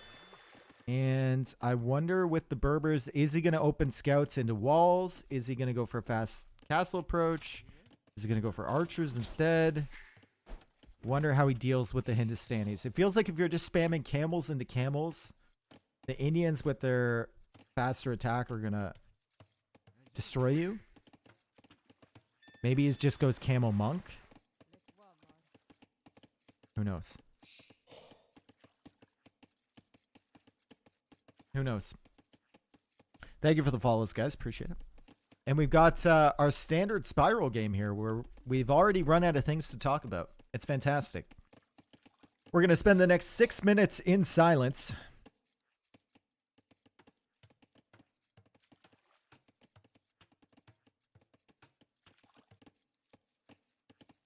Is Camel Archer good against Hindustanis? Thank you. Thank you for giving me a question to answer. Camel Archer is probably good against everything if you get enough of the mast and if you get the full upgrades. The problem is getting enough of the mast and getting the full upgrades. I am. Thank you. Thank you. Alcoholics. Spelled with a K and an X at the end. Nice name, man. Someone call Alcoholics and let them know it's no longer 2004 and it's not cool to spell names like that. Oh, thank you so much, dude. Thank you. I am funny. Thank you. Hera should be banned. Should have banned Hindustanis. They're broken at the moment. Well, I feel like they're broken against a lot of civs. Like we saw that matchup against Mayans the other day. I was told by someone in my Twitch whispers that what Song typed to backed when he had the Ghoulems versus the, was it Plumes or was it Crossbows? He typed, "Why are you still in this game?" in Vietnamese. Because it was such a brutal civ matchup. And Back literally said GG and then he said 11 because he got absolutely destroyed by the Ghoulems. It was just hopeless. So this civ matchup is a lot better than something like that, but still the Indians do, or sorry, Hindustanis do have a lot of options. Feudal Age in faster here from TaToH, and TaToH is going for a stable likely. It's not on gold yet. Not going to contest the pawn from Hera. Barracks is going to be up and stable will be up shortly. Maybe? Bop. There we go. He's making them along the spiral, and Hera will see that. He won't be surprised, though. He won't be surprised by that. Just going to hang out near there. He's going to go for a barracks of his own up there, and likely a stable, too. As the scout from TaToH is over here, being a little bit annoying, but Hera's going to be fine. Hera goes for more fishing ships.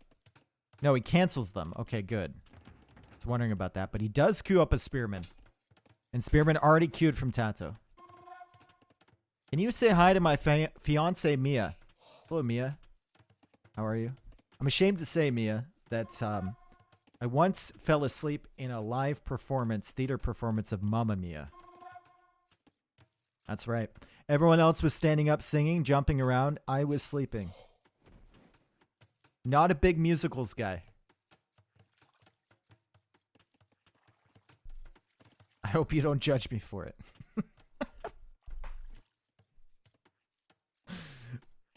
But Dave, ABBA. I like ABBA. I can jam out to ABBA for sure. I'm just not a big musicals guy. I love theater. I love Shakespeare. I usually go to a couple a year. My parents also live in like the biggest theater town in Canada, with like 3 or 4 professional theaters in the town.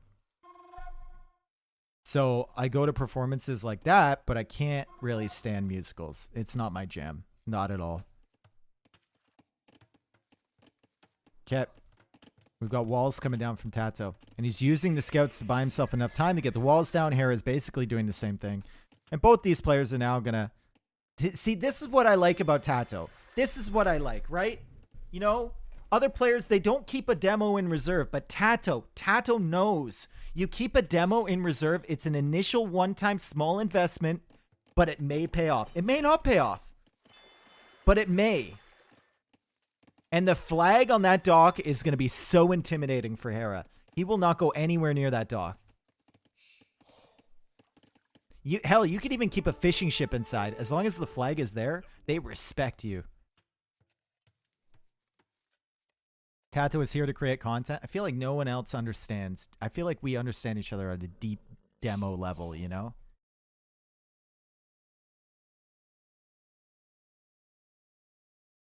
So anyway, I don't like musicals.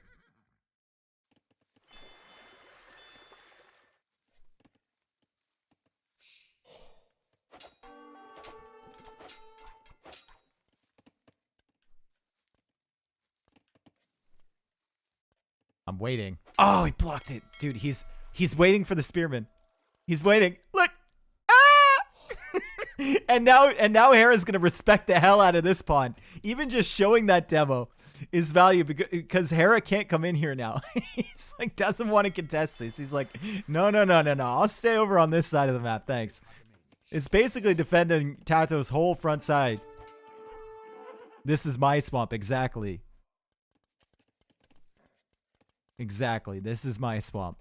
Both players with a decent amount of food in the bank. Not a lot of gold there for TaToH, though. Only one on gold. So Hera might have the gold advantage. Here they come, everyone. TaToH spent gold on that demo. It's going to delay his castle age time. Here they come. Should TaToH dock the other leg? No, I think it's too late, especially with this military pressure, right? You either contest early or you don't contest at all. Scouts coming in. Hera's got to be careful. Hera's got to be careful. He's going to bait the demo. He's trying to bait the demo. And now he's coming over this way. And he's got to come over this way because he can't go through the water. Demolition ship there. And Castle Age is coming in at basically the same time for both players. Amazing. Villager count, even. One more fish, one more ship there for Hera. So that's why he's ahead economically. Check the resources gathered, though. I would suspect that Hera is ahead on resources gathered because of the faster moving villagers. And he is, but not too far ahead.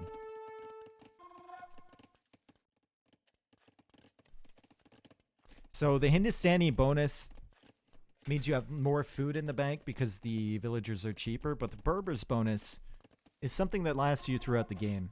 Scales really well. Who's ahead emotionally? Well, if TaToH gets a big demo shot, then it's definitely going to be in his favor. And look, he's still trying for it. And Hera's still... No, no, he's not going to give you that. He's not going to give you that one spearman value. Dude, TaToH is living rent-free inside Hera's head right now with that demo. See how much respect he's gotten for that? Scouts are in. Scouts are in somehow. How are the scouts in? And the market gets denied for the time being. And a villager kill here from TaToH. He managed to get through that wall. Hera had literally all day. I wasn't even looking at that section because they had so long to wall behind that. And the scouts get in and pick a villager, and now TaToH is ahead on villager count. It's not a huge advantage at this stage in the game, but it's something, right? It's some momentum, and you're asking who's ahead emotionally. Could help. He was busy trying to bait the demo. That's right. The demo got a villager. The demo killed a villager. Because he was busy trying to bait it with the spearmans. Or spearmen. Spearmans? Spearmint? 3TC. Boom from TaToH. 3TC boom from Hera. Yet another game where both players are going to boom up. Hera's resources, though, looking pretty good. Not going to lie. Looking pretty good. He's just going to put that into upgrades, though. Like, he hasn't gotten bloodlines, so that's minus, 100 or so. He hasn't gotten forging yet. He's getting it right now. That's minus 150. Is that 100? It's 100 for forging, right? 150 for the armor. Is that 150 for forging? Why am I questioning this? Yeah, he's not even gonna fall for that, dude. 150, yeah.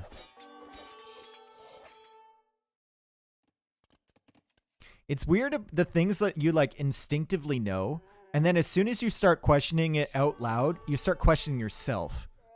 And then you're not sure, and then you like convince yourself that it's a different value. As Hera tries to get this demo, and the demo gets a value against one scout, but look at the amount of effort he went into to try and kill that thing.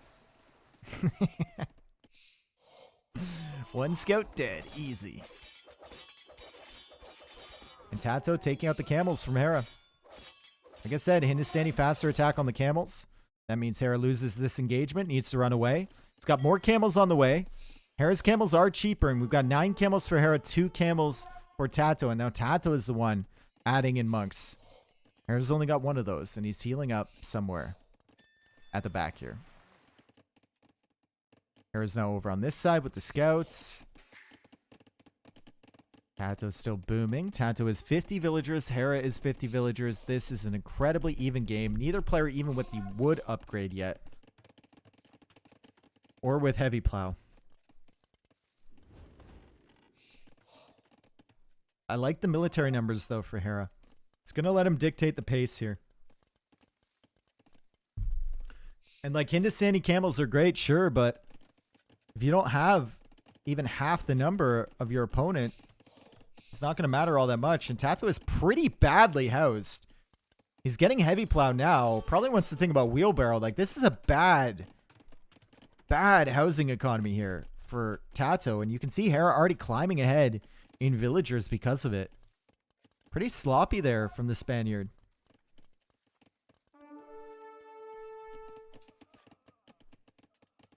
Monk is dead too. Hera's got himself a good position here.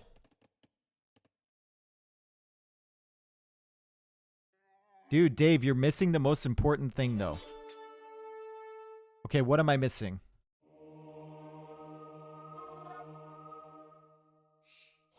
Dave missing a demo makes me sad. Did I miss a demo? Oh no. I missed a demo. Oh no. Where was it? Was it on TaToH's pond or Hera's pond?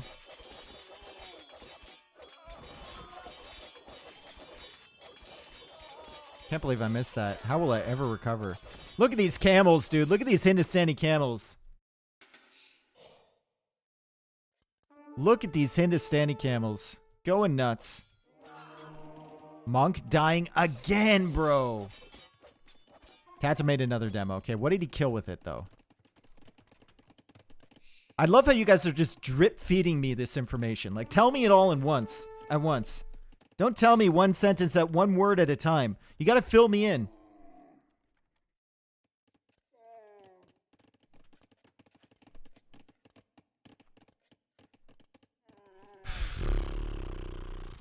We didn't get to see it because you didn't show it. Okay. Great. All right, so 7 camels for TaToH, 8 now, 9 camels for Hera. Villager count. I mean, Hera's still ahead. TaToH's getting wheelbarrow now, so Hera's going to climb a little bit further ahead in villagers.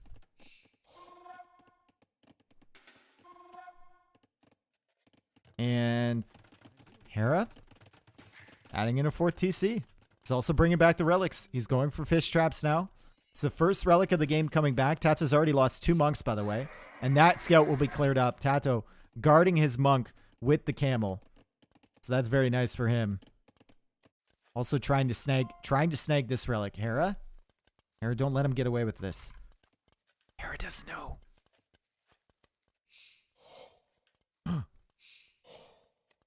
Bing. Monk in the dark. Ooh, haunted monk. And that's the second relic. Does TaToH know about this relic up here? He does. So he's going to have at least 3. Probably 3, because Hera's getting the second one back right now. Yep. Hera's going to go for a castle, likely on one of these spirals. Maybe here. Maybe here. Potentially here. Potentially here. Good possibility of it being here. Or there. Probably not over here, though. And the Vills are coming forward. He wants to get aggressive. He wants to get ignorant with this castle, and those camels just got shredded. Not a great engagement there for TaToH as Hera comes forward with the castle, and he's saying, bro, try and stop me. I have a significant amount of camels here, okay? I have 17 camels against your 11. I've got some monks. I've got the villagers. I'm ready to go, but it takes 2 to tango. And now TaToH has 4 stables producing camels, so I don't think Hera can necessarily get that down on the hills, and he's going to try for it on the water here, and now he's going to run away. Runs away from the camels, and I don't think Hera can get this with the amount of monks that TaToH has there. Maybe if TaToH's busy attacking villagers, though, his camels won't be taking the engagement effectively.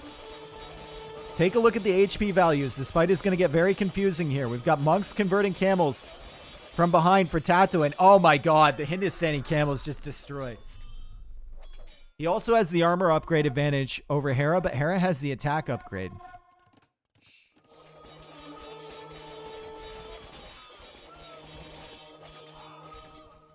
And Hera needs to abandon that castle. He's got a lot. He's got more camels, but it doesn't matter. And now he's forced into pikemen here. And cancels the... Okay, placed it up. I was like, did TaToH deny that somehow? He placed it up there. He canceled it and placed it up there. That's within sight of this outpost, though. Oh, TaToH is now coming forward for a castle. He sees the villagers from Hera. Hera doesn't see... Oh, no, dude. And the camels are coming. The camels are coming. Fortunately for Hera, I guess. Like, maybe even... Okay, what TaToH is doing here is brilliant. TaToH is going to let that castle go up to like 80%, and then he's going to come in and deny it. But he saw the camel armor coming from Hera, so now he has to go in earlier. Has to go in earlier. Now if Hera cancels that castle, he's not going to get as much stone come back. Or coming back.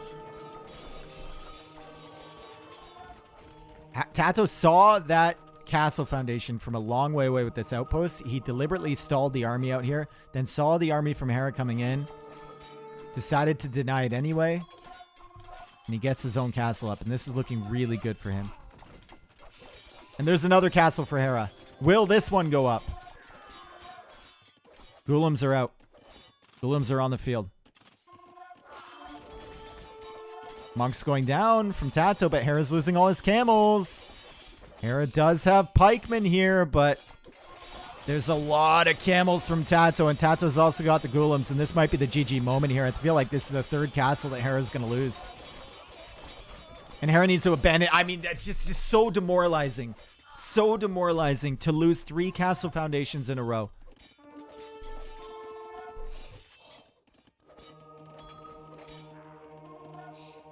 Look at the KD here. TaToH is just ripping through every single fight. Tossing in camels. He doesn't care. And now he's got golems too to help raid the eco. Goes for a siege workshop over here. Hera has 10 camels in the queue, but he's only got 2 on the field. He's got some pikemen. And this time, surely this castle's going to stay up, right? Yeah, this one's going to go up. The good thing for Hera here is that he does have a civ that can go into Hussar. The bad thing for Hera is that he's against the best camel civ in the game.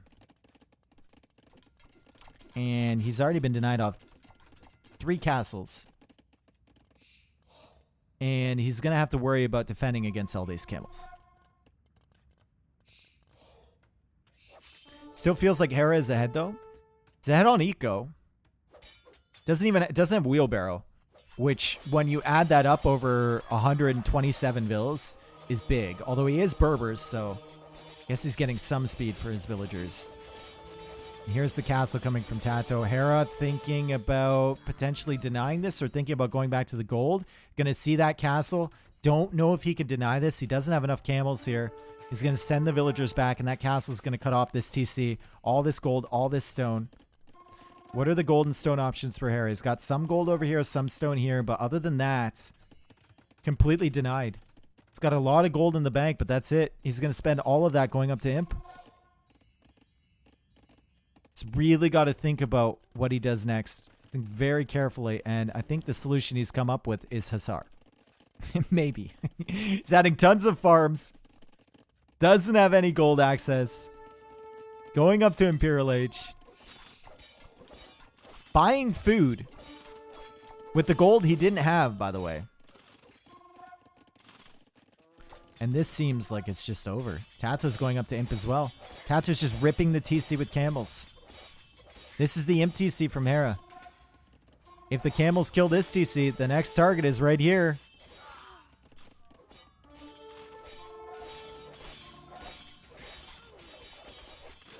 Oh my goodness. This game turned around quick. Hera was in such a good position when he came forward for this castle. If he places the castle defensively, maybe he's got a chance. But he lost that engagement, tried to protect the villagers, lost way more camels than he probably should have, and then lost this engagement up here too. And TaToH is still pushing back, or Hera is still trying to push back, I guess. But TaToH is defending on this side.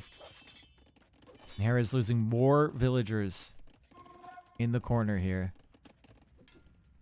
TC is killed. Ghulam's going to kill these villagers. Camel's still running into the eco from Hera.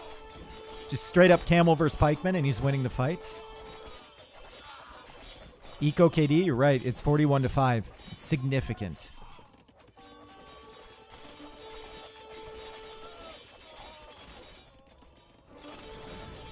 And now it's TaToH's turn. Oh, this is the solution for Hera. This is his gold mining solution. I'll go right in the middle and hope that he doesn't see. Surely he won't discover this. Yeah, this is unfortunate for Hera. He's got 120 vills. He's in Imperial Age now. 56 on food.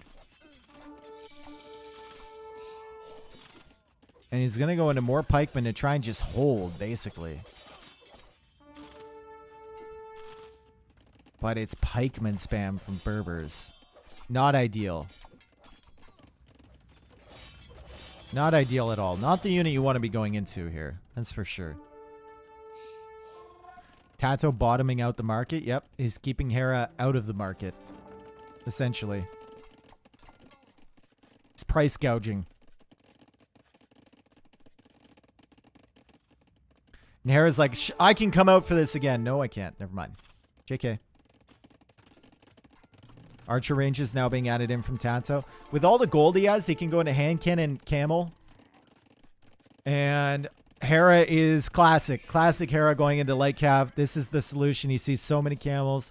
He says light cav is the answer. Hussar is the answer. He's already got 62 farms. Like, he's done a great job getting his farming eco up and rolling, staying alive, keeping his villager number high.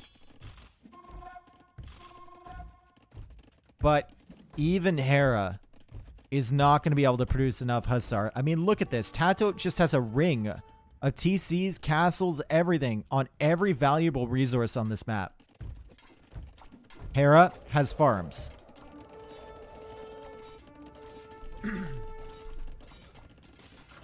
And TaToH's about to have the ability to go into hand cannons. I think the only risk factor here for TaToH is Hera's going to make it very messy, and TaToH's eco is so spread out. So maybe he'll run out of momentum. Chattagny coming in gives the hand cannons extra range.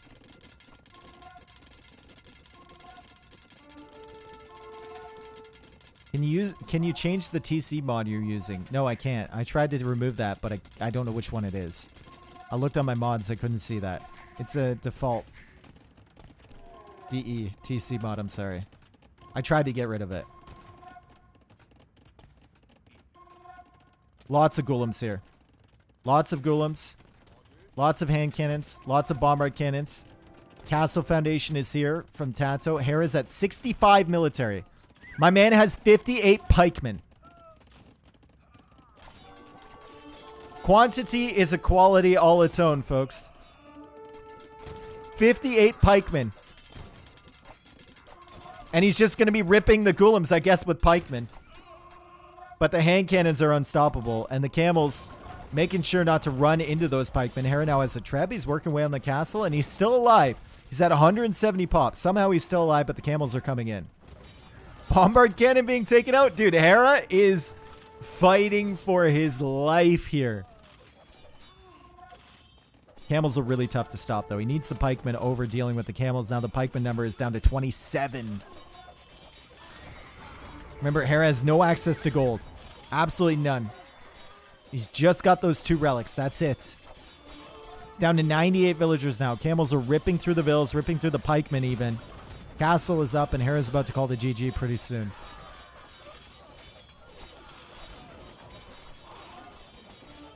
It's got units in the queue, but that's about it. 72 villas for Hera.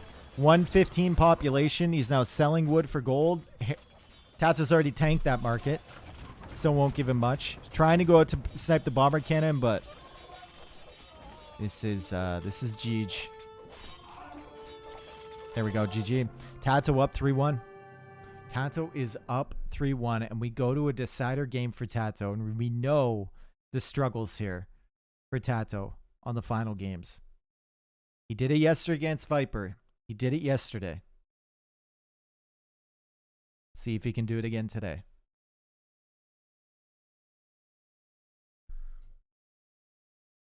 Dude, this castle from Hera in the middle, awful idea. Awful idea. Really overestimated the amount of military he had versus TaToH's military. Lost that fight, and he just never looked back from that point onwards. Those 3 castles, yeah, man. The one here, the one here, and then the one here. Really brutal. This is all your fault for saying Hera was #1 earlier? Well, trying to prove me wrong, I guess. He just can't stand when I'm right about something. That's it.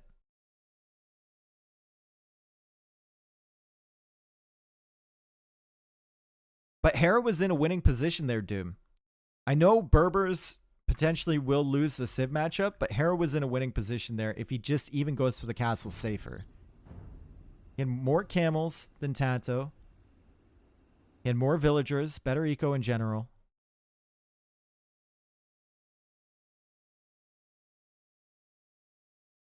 So I don't know.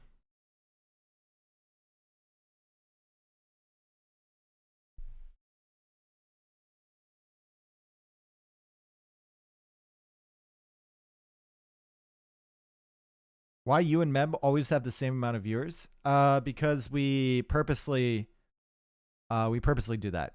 Yep. Because we don't want to hurt each other's feelings, so we agree that we split the viewers down the middle. That's right.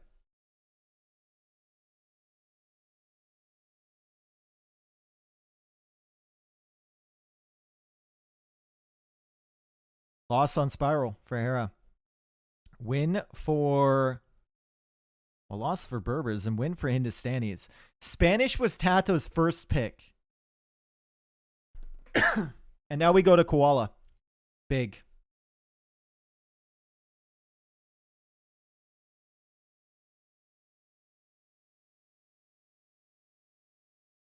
Thank you for the follows. And speaking of follows, guys, make sure you go follow RMS Cup hosts, Nova and Ornlu. Nova's not streaming today, but Ornlu is. All right. And we'll have the interviews, the winners' interviews on his channel afterwards. So make sure you go support them, okay? They've done a great job adminning this tournament as well.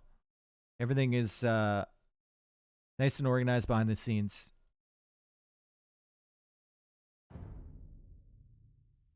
In the map voting, too. Or not map voting, but map selection committee. Like, they had to put in a lot of work to go through all the maps.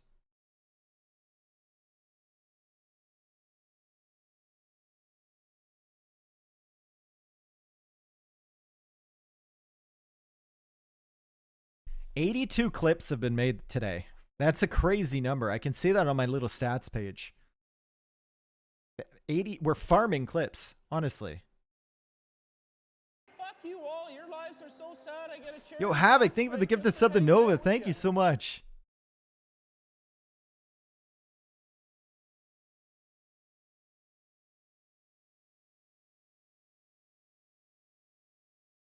Will there be a WWC too? Maybe. Maybe not. What song is this? Float On by Modest Mouse.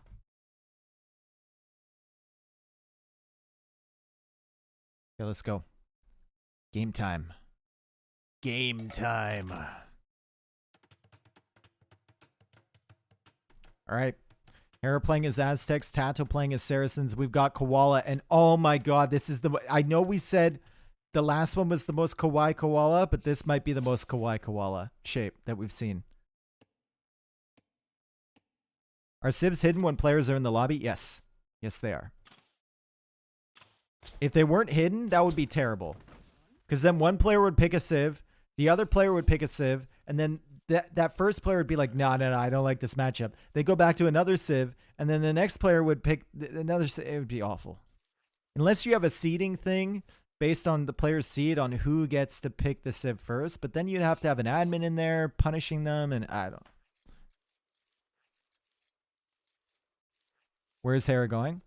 Hera's looking to lame, and he's going to find a couple turkeys. And he's sending a villager out as well, immediately. Loom coming in for Hera. So Hera's looking for the boar from TaToH. Maybe also looking to kill these deer. TaToH sending a villager out as well, and these vills have a very purposeful stride. TaToH is getting Loom. And Hera's going towards this boar, but TaToH's going to get it first. Oh, no. At least Hera will be able to kill and lame these deer. So TaToH won't have the opportunity to take those in. And now Hera's just going to head back after that, maybe? Or he's going to collect from there. No, he's going to try and lame the berries. Ooh, that's so close to the TC. Do you really want to do that? I guess if you place the house there, then TaToH's going to only be able to collect from 2. And you've already denied him the deer, basically? I don't know. I don't know if it's worth it. Is it worth it to wall in the relics? Maybe. You know what? It might be. It honestly might. If you go for like double layer walls around the relics, you're going to delay him a lot. As TaToH is now forward, killing the deer from Hera as well. Hera is drenched in sweat right now. Oh, somewhere in a room with bad curtains in Montreal. There is a lot of sweat. Okay, there's a lot of moisture. There is a lot of moisture. And he's not fuming. I don't think he would be tilted here. I think he would have his game face on. Hera's really good at staying focused. Especially if you watch him like in these games live. He's really, really focused. So I don't think he would be tilted from previous games. He's just going to be focused on the current game. But he's definitely trying his hardest here. 100%.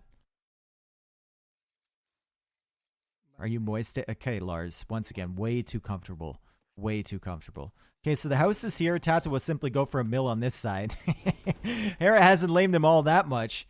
But at least these villagers are going to be a little bit more exposed if Hera goes for some early aggression.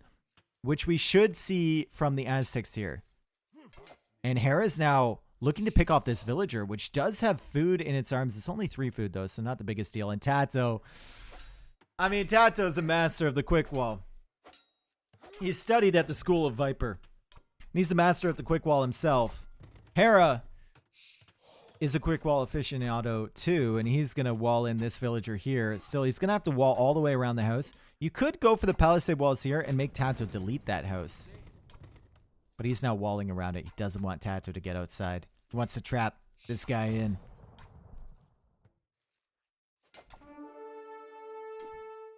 How does it work with tournament hosts allowing others to catch the tournament? I assume they put up most of the prize pool. No. Microsoft puts up the prize pool. Tournament hosts can contribute to the prize pool. It's pretty rare for them to contribute a big portion of it. Microsoft puts up the prize pool, and one of the stipulations, I believe one of the stipulations anyway, is that it's open streaming. Because that's how we've just been doing it, right? I believe that's a stipulation. I don't know for sure, though. I know most events are just open streaming because that's just the way we do it. Like WWC was full open streaming. That was Tristan and I's tournament. That was full open streaming. All of Tristan's tournaments are full open streaming. Mem's tournaments are open streaming. Even like the NACs, I think, had an option for people to... Well, maybe not the first NACs, but... Any Nilly events, even LAN events going forward, have options for people to tune in.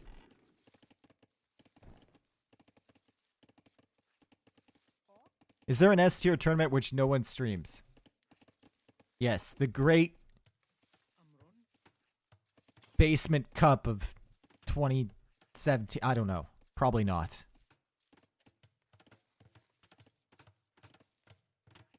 The Microsoft product owner for AoE2 seems really chill. Well, it just makes more sense for them. It's a lot less investment on Microsoft's part to have casters or channels do all the work, and they just contribute a prize pool rather than, you know, having to pay a production company to come in. If you have a $50,000 prize pool for a tournament and you pay a production company to come in and stream the tournament on your own channel, you're adding another probably 50K to that. You're spending double the money. Whereas if you have someone just hosting an event, you get the publicity, you already get the audience from that channel tuning in, and you're only spending 50K instead of 100K. So it makes sense from them. It's actually the lazy man approach for Microsoft. Okay, so Hera's going for an archer range here. He didn't go for any men-at-arms, and TaToH is now going up a 24 population. Barracks here, and it's likely an archer range from him as well. Even with the market, he's going to struggle to get up to Castle Age here, though. So he's going for feudal aggression as well. Or feudal defense, rather, I should say.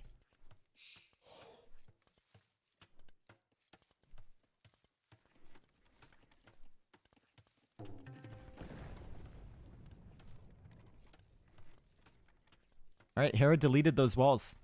Doesn't like him anymore. Doesn't like him at all. But how does Microsoft get their money back? Well, with active tournaments, you retain your player base, right? You retain your player base, you gain new players. They pay for the game. They keep coming back. They pay for DLCs.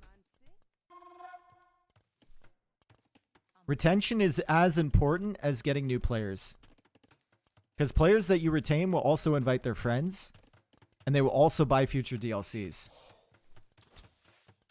And retaining players with, like, tournaments and stuff, inspiring others to continue playing the game, means that the ladders aren't dead.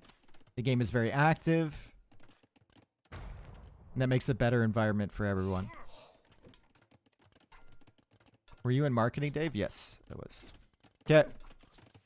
Mining camp for TaToH. He's on stone. And even if he gets cut off the gold here with the Saracens' trade rate with the market, you can actually sell stone for gold and make quite a bit of gold. Good strategy. He's got the scout over here, so maybe he's thinking about sneaking a villager over here and placing some towers at the back too. Could be a potential for that. He's going for a tower on the gold. And he'll have enough for another tower soon. There's the Saracen market. Age is very privileged with the way Microsoft supports you guys. Alb, there's a considerable amount of people in the community that want Age of Empires events to be more like League of Legends. Like, with the full production value, the big prize pools, everything like that. They want a full-on esport. They don't like the community kind of vibe. There's been people like that for forever, basically, that want, like, professional esports. What is the tournament's game speed setting? Normal. Normal speed is how RM is played. Fast speed is only played for deathmatch and custom scenario games. And slow is never played. Unless it's a meme. Alright, so pretty passive game once again. Hera's got the archers forward. He's walling up with houses behind. Now he's doing this in part because it's harder to break through, but especially because he's against Saracens. And palisade walls don't like stay up for very long at all against Saracen archers.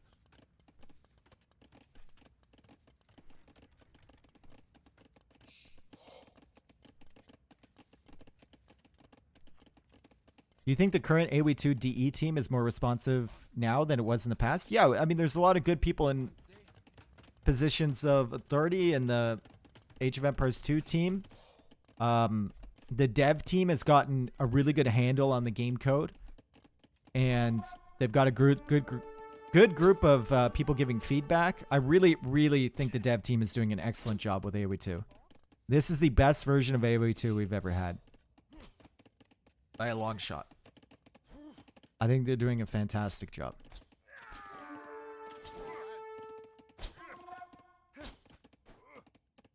Good micro from TaToH here at the back to get value already. He's killed 2 archers from Hera. And if Hera lets this army back here, it's going to be really, really frustrating for him.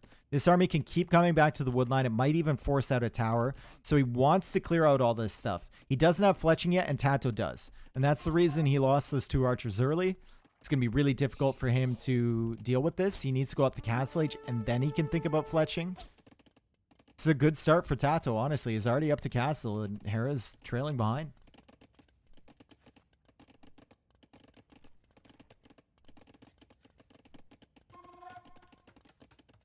Do you think AoE 4 should have tried to be a better but very similar version of AoE 2? No. I think it's just hard to make... I consider AoE 2 to be the greatest game of all time. It's hard to make a greatest game of all time version 2. I think AoE 4 is a good game. The problem with AoE 4 is that you compare it to AoE 2. And I don't think there's a comparison for any game. Let alone another Age of Empires title. This was an awful trade for Hera, but a fantastic bit of micro for TaToH there. To clear up all but 1 archer? Damn, dude. TaToH, though, will struggle. He will struggle with momentum here. Because Aztecs are pretty crazy with their production. Hera has held on to his stone, so he might actually go for extra TCs. I would love to see a military flood here from Hera and try and kill TaToH early.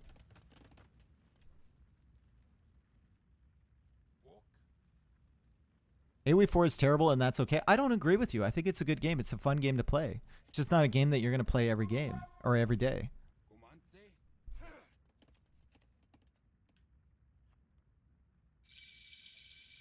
Thing is, it's kind of hard to not compare AoE 4 to AoE 2 when they call it AoE. Exactly. That's the curse, right? That's the curse. That was the curse of Age of Empires 3. It's the curse of Age of Empires 4. I think AoE 4 is a better game than AoE 3, in my opinion. I enjoyed it a lot more than AoE 3. Okay, Hera's denying this watchtower from TaToH that he was trying to get up there. And the watchtower is to protect the monks coming out for the relics. Crossbows in for TaToH, but he's only got 5 crossbows. 7 crossbows soon for Hera, and he's going for siege workshops. TC at the front, and he's going to get these relics in. And remember, Aztec relics generate 33% more relic gold. And Hera's just abandoning this wood line. So this TC is going to protect the relics, also gives him access to gold.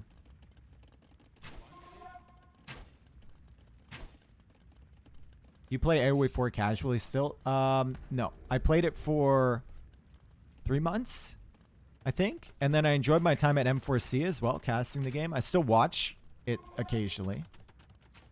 But, no, it's just one of those games where you play for like 3 or 4 months and then you give it up. I mean, AoE 3 I played for a week and then I got tired of it. Age of Mythology, second only to AoE. I agree with that. I think AOM is better than AoE 4. Or AoE 3. I can't wait for AoE or AOMDE if they ever make that. That would be so sick. Hera 2 TC. TaToH 1 TC. University coming in. We're going to focus on the game here. Because it's starting to heat up. And TaToH finally cleared out those archers at the front with the Scorpion. He's going to get 3 relics in. Hopefully, anyway. And Hera's now going for a 3rd town center on this side. Still with an eagle at the back here. So he'll be notified if TaToH makes a break for it.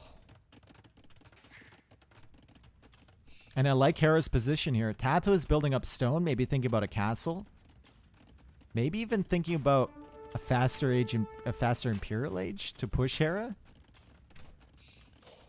Saracens have a lot of tech tree options late game, but it's hard if they lose their army mass on that transition period up to Imperial Age. If they lose their crossbows or lose their monks or lose their siege, really hard for them to make a tech switch.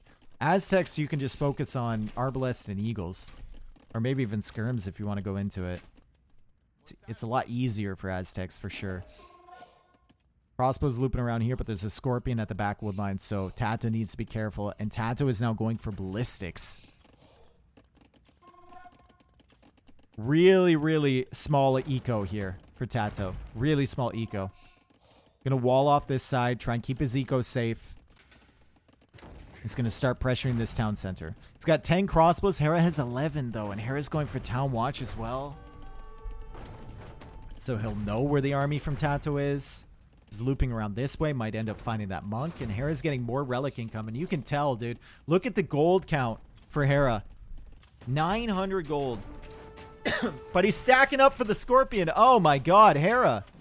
Okay, he didn't take that much damage. Let's not freak out. Mangonel v Mangonel, 1v1. The Battle of the Ages. Neither player goes for it. TaToH also making an outpost here. That's big in the Mangonel wars. You want to know when your opponent's Mangonel is coming to snipe yours. It gives you an extra like half second to react.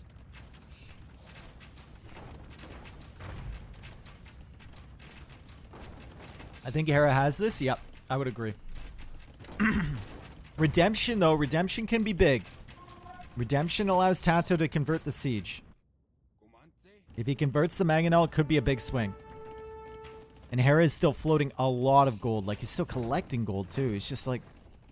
Dude, he's got 13 on gold, and he's got 1,100 in the bank. Okay, now finally using the market. TaToH's the one that's supposed to be using the market. Now TaToH coming forward. Oh, my God. TaToH's going to place a castle right here. Hera's only going to have one Mangonel, but TaToH has redemption. He's going to try and convert this Mangonel. Hera's going to see that he does have redemption. TaToH trying to convert that. Hera comes in with the crossbows. And TaToH has a lot of villagers here. Can Hera deny this? He's got another Mangonel in the queue. The monks are coming out here to try and convert that Mangonel. Hera manages to save it for the time being. TaToH, 15 villagers, crossbows, 2 Mangonels, monks with redemption. Or rather, monk with redemption now. Hera needs to get some big shots here. He's got to have really, really good micro this castle. While it won't be game ending, it will be very dangerous for his future chances in this match. Goes 1 for 1 on that Mangonel. His crossbows are still working away. The castle's at 95%. Big shot on the crossbows there from Hera, and TaToH is microing them down, and Hera just lost his army, and now there's a castle on the gold, on the 2 TCs from Hera, and on all this farming eco. He can go up to the next stage, though. He has enough resources. He can even buy himself a castle if he wants to, and he's on stone like mad over here. It's not over for Hera. TaToH has bought himself a chance with a way smaller eco. He's bought himself a position, but it's not over for Hera. And, I mean, these villagers are just sacrificing themselves for the cause, I suppose. Eco KD now 8-7. Hera did kill a number of villagers in that engagement, and now the scout is looping around. There's still a Scorpion here from Hera as he goes for another TC out here. I'm amazed he managed to fit that TC in there. Doesn't look like there would be space. Hera is likely going to place a castle and then go up to Imperial Age and try and fight a Treb War against TaToH. 20 vil difference, yep. Scorpion takes out the scout. Scorpion will get decent hits against the crossbows, but they should be able to deal with that. Remember, TaToH has ballistics, so the vills will go down. And where does the castle go from Hera? I would love to see a castle here from Hera, honestly. Love to see it. He knows where the army is from TaToH. It's back here. Send it. But there is a Mangonel, I suppose, coming from this side. And Hera's got to figure out a way to deal with this. He's going to try and wall this in, maybe? Where was that farmer coming from? We don't know. Also tries to go for a castle here. TaToH, though. Does he have this on patrol? He does not. He sees the foundation. He's going to be able to kill villagers. Won't be able to deny this, though. Hera can even send villagers out there to attack that Mangonel. And the crossbows are out of position for TaToH. They're at the back. Not able to help at all in this engagement. He does have more crossbows coming, but enough villagers here for Hera. Should be able to get this completed. At the back here, though. Look at this. Look at the damage that TaToH's doing right now. Oh my goodness. Hera just lost a ton of villagers. Sacrificing vills up here, that's right. And losing villagers at the back. Right now, TaToH is dominating with the crossbows. TaToH is on another level this tournament. Imperial Age coming in. Needs to balance his eco here. Needs to sell some of that wood. Needs to keep the momentum up. The crossbows are almost dead at the back. More crossbows on this side, and Hera decides to engage with villagers. Hera will be an Imperial Age faster, so he has the opportunity to go for trebs, hit this castle. He also has the opportunity to go for another castle. Wonder where that would be. Would it be over here? Still trying to deal with these crossbows at the back. Bro, it's so frustrating for Hera. Needs a scorpion or something to help with these. TaToH is now selling all his wood. Look at that. Look at that market usage. He's going to go up to Imperial. And the question is, what is Hera's economy going to be like when he gets to Imp? Will he be able to make those trebs? Will he be able to fight TaToH? Has ballistics on his crossbows. Is going to be able to clear these ones up over here, but the crossbows from TaToH still being annoying. 2-minute advantage to Imperial Age for Hera. TaToH now cutting off the wood on this side. He knows wood is an issue. Hera's got 1 wood in the bank. He's been constantly harassing back here on the wood lines. Now he's harassing at the front. Hera does have wood access over here at least. How does TaToH kill the treb? Well, right now Hera doesn't even have enough resources for a treb, so that's not good. TaToH can go for trebs of his own. TaToH's eco behind this has been completely safe. He's walled himself in there. He's starting to drop down farms now, and he's continuing to win the crossbow battles. Hard for Hera to stabilize this entire game. And now Hera finally has the wood, and he has the gold, and he queues up a treb immediately. He has enough for another castle, too. And the monastery is being taken out by TaToH. The relic gold has been big for Hera here.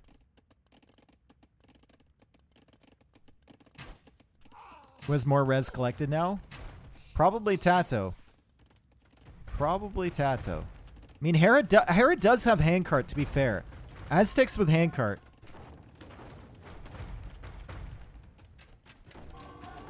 He needs to kill this crossbow army, though. This crossbow army is 18 kills, 11 villager kills. As he repairs the monastery. And the treb is going to work away at the tower, because he needs wood access. But there's more crossbows on the way. Hera has spread out. Hera has spread out to the gold over here. Remember, we were talking about the tech switches. If Saracens ever lose the crossbow numbers, could be problematic. And more villagers dead here from Hera.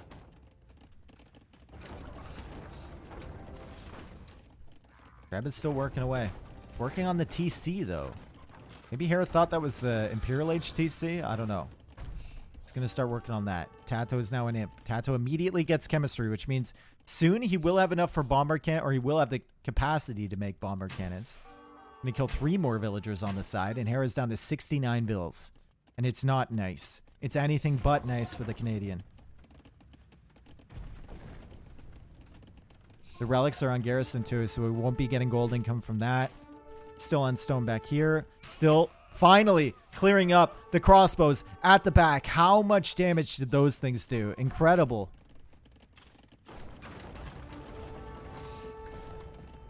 That TC has bracer. It's going to take out that mangonel quite quickly. It's going to take out this one too. And the castle's going down. But arbalists are now being massed from TaToH. Chemistry's almost in, which means bombard cannons are almost on the field. Hera still hasn't gone for that second castle, by the way, and he's taking the skirms. And this is getting slightly concerning now for TaToH, I think. This is why Saracens struggle against Aztecs.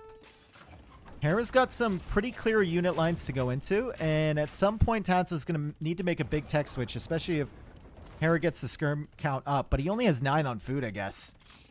Once he takes out this castle, he will be able to access 24 farms. And he calls the GG! TaToH's taking it 4-1. He beat Hera 4-1, and he beat Viper 3-1 in RMS Cup 2, and he goes through to face Yo.